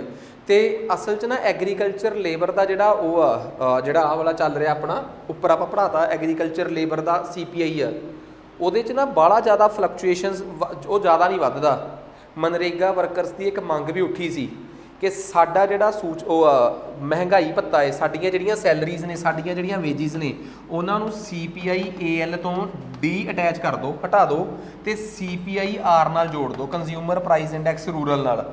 ਉਹਦੇ 'ਚ ਵਾਧਾ ਜ਼ਿਆਦਾ ਹੁੰਦਾ ਹੈ, ਉਹ ਮਹਿੰਗਾਈ ਜ਼ਿਆਦਾ ਵੱਧਦੀ ਹੈ, ਉਹ ਜੈਨੂਅਨ ਮਹਿੰਗਾਈ ਹੈ। ਇਹਦੇ 'ਚ ਕਈ ਚੀਜ਼ਾਂ ਤੁਸੀਂ ਇਗਨੋਰ ਕਰ ਜਾਂਦੇ ਹੋ। ਸੋ ਡਿਮਾਂਡ ਹੈਗੀ ਹੈ, ਖੈਰ ਉਹ ਤਾਂ ਸਮਝ ਆ ਗਈ ਗੱਲ। ਜੇ ਕਹਾਂ ਰੂਰਲ ਵਰਕਰ, ਇਹ ਸ਼ਹਿਰਾਂ ਦੇ ਵਿੱਚ ਕੰਮ ਕਰਨ, ਪਿੰਡਾਂ 'ਚ ਕੰਮ ਕਰਨ ਵਾਲਾ ਉਹ ਤਬਕਾ ਜਿਹੜਾ ਪਿੰਡਾਂ 'ਚ ਕਿਸਾਨੀ ਨੂੰ ਛੱਡ ਕੇ ਦੂਜੇ ਕੰਮ ਕਰਦਾ ਹੈ, ਉਹਨਾਂ ਦੀਆਂ ਸੈਲਰੀਜ਼ ਇਹਦੇ ਆਧਾਰ ਤੇ ਤੈਅ ਹੁੰਦੀਆਂ ਹੈ, ਠੀਕ ਹੈ। ਸੋ ਉਮੀਦ ਕਰਦਾ ਕਿ ਤੁਹਾਨੂੰ ਸਭ ਤੋਂ ਪਹਿਲਾਂ ਤਾਂ ਇਹ ਗੱਲ ਚੰਗੀ ਤਰ੍ਹਾਂ ਸਮਝ ਆ ਗਈ ਹੋਊਗੀ ਕਿ ਅਸਲ ਦੇ ਵਿੱਚ ਕੰਜ਼ਿਊਮਰ ਪ੍ਰਾਈਸ ਇੰਡੈਕਸ ਹੁੰਦਾ ਕੀ ਹੈ। ਕੰਜ਼ਿਊਮਰ ਪ੍ਰਾਈਸ ਇੰਡੈਕਸ ਪਿੰਡਾਂ ਦਾ ਅੱਡ ਮਾਪਿਆ ਜਾਂਦਾ ਹੈ, ਅਰਬਨ ਦਾ ਅੱਡ ਤੇ ਸਾਂਝਾ ਅੱਡ। ਜਿਹੜਾ ਹੁੰਦਾ ਹੈ consumer price index rural, consumer price index urban ਤੇ ਨਾਰਮਲ ਕੰਜ਼ਿਊਮਰ ਪ੍ਰਾਈਸ ਇੰਡੈਕਸ, ਤਿੰਨੇ ਕੰਜ਼ਿਊਮਰ ਪ੍ਰਾਈਸ ਇੰਡੈਕਸ ਮਾਪਦੀ ਹੈ MOSPI, ministry of static and programming implementation. ਪਰ ਜੇ ਮੈਂ ਕਹਾਂ consumer price index for rural labour, ਪੇਂਡੂ ਜਿਹੜੇ ਕਾਮੇ ਆ ਮਜ਼ਦੂਰ ਆ ਉਹਨਾਂ ਦਾ, ਤੇ ਐਗਰੀਕਲਚਰਲ ਲੇਬਰ, ਠੀਕ ਆ, ਉਹ, ਤੇ ਇੱਕ ਹੋ ਗਿਆ ਇੰਡਸਟਰੀਅਲ ਲੇਬਰ। ਇਹਨਾਂ ਸਾਰਿਆਂ ਦਾ ਮੇਜਰ ਕਰਦੀ ਹੈ ਕੌਣ? ਲੇਬਰ ਬਿਊਰੋ, ਜਾਨੀ ਕਿ ਮਿਨਿਸਟਰੀ ਆਫ ਲੇਬਰ। ਜਿਹੜੇ ਅੱਡ-ਅੱਡ ਸੂਚਕਾਂਕ ਆ, ਜਿਹੜਾ ਰੂਰਲ, ਅਰਬਨ ਤੇ ਮਿਕਸਡ ਟੋਟਲ ਆ ਜਿਹੜਾ, ਉਹ ਤਿੰਨੇ ਮੇਜਰ ਕਰਦੀ ਹੈ ਕੌਣ? ਸਟੈਟਿਕ ਮਿਨਿਸਟਰੀ, MOSPI ਜਿਹਨੂੰ ਆਪਾਂ ਕਹਿ ਦਿੰਦੇ ਹਾਂ। ਉਮੀਦ ਕਰਦਾ ਕਿ ਆਹ ਗੱਲ ਚੰਗੀ ਤਰ੍ਹਾਂ ਸਮਝ ਆ ਗਈ ਹੋਊਗੀ, ਠੀਕ ਹੈ। ਸੋ ਨੈਕਸਟ ਇਸ ਤੋਂ ਬਾਅਦ ਅੱਗੇ ਚੱਲਦੇ ਹਾਂ ਜੀ ਆਪਾਂ। ਤਾਂ ਹੁਣ ਅੱਗੇ ਆਪਣੇ ਕੋਲ ਆ ਗਿਆ, ਹੁਣ ਆਹ ਦੇਖੋ, ਜਦੋਂ ਤੁਸੀਂ ਇਹ ਪਤਾ ਲੱਗ ਗਿਆ ਕਿ ਸਰ ਕੰਜ਼ਿਊਮਰ ਪ੍ਰਾਈਸ ਇੰਡੈਕਸ, ਅਸੀਂ ਸਮਝ ਗਏ ਕਿ ਕੰਜ਼ਿਊਮਰ ਪ੍ਰਾਈਸ ਇੰਡੈਕਸ ਹੁੰਦਾ ਕੀ ਹੈ। ਕੰਜ਼ਿਊਮਰ ਪ੍ਰਾਈਸ ਇੰਡੈਕਸ ਬਾਰੇ ਸਾਨੂੰ ਸਮਝ ਆ ਗਈ ਕਿ ਕੰਜ਼ਿਊਮਰ ਪ੍ਰਾਈਸ ਇੰਡੈਕਸ ਕੀ ਹੁੰਦਾ ਹੈ, ਠੀਕ ਆ, ਮਤਲਬ ਕਿ ਖਪਤਕਾਰ ਮੂਲ ਸੂਚਕਾਂਕ ਹੈ ਕੀ ਆ। ਹੁਣ ਦੇਖੋ ਅਸਲ ਦੇ ਵਿੱਚ ਜੇ ਕੋਈ ਮੈਨੂੰ ਕਵੇ ਕਿ ਕੰਜ਼ਿਊਮਰ ਪ੍ਰਾਈਸ ਇੰਡੈਕਸ ਦੀ ਵੇਟੇਜ ਬਾਰੇ ਤੁਸੀਂ ਕੀ ਜਾਣਦੇ ਹੋ, ਅੱਗੇ ਤਾਂ ਮੈਂ ਜਰਨਲ 'ਚ ਹੀ ਗੱਲ ਦੱਸੀ ਸੀ ਤੁਹਾਨੂੰ, ਹੁਣ ਮੈਂ ਤੁਹਾਨੂੰ ਇਕਨੋਮਿਕ ਸਰਵੇ ਦੀਆਂ ਫੋਟੋਜ਼ ਦੇ ਥਰੂ ਦੱਸੂਗਾ ਕਿ ਵੇਟੇਜ ਬਾਰੇ ਕੀ ਕਨਸੈਪਟ ਆ। ਆ ਜਾਓ।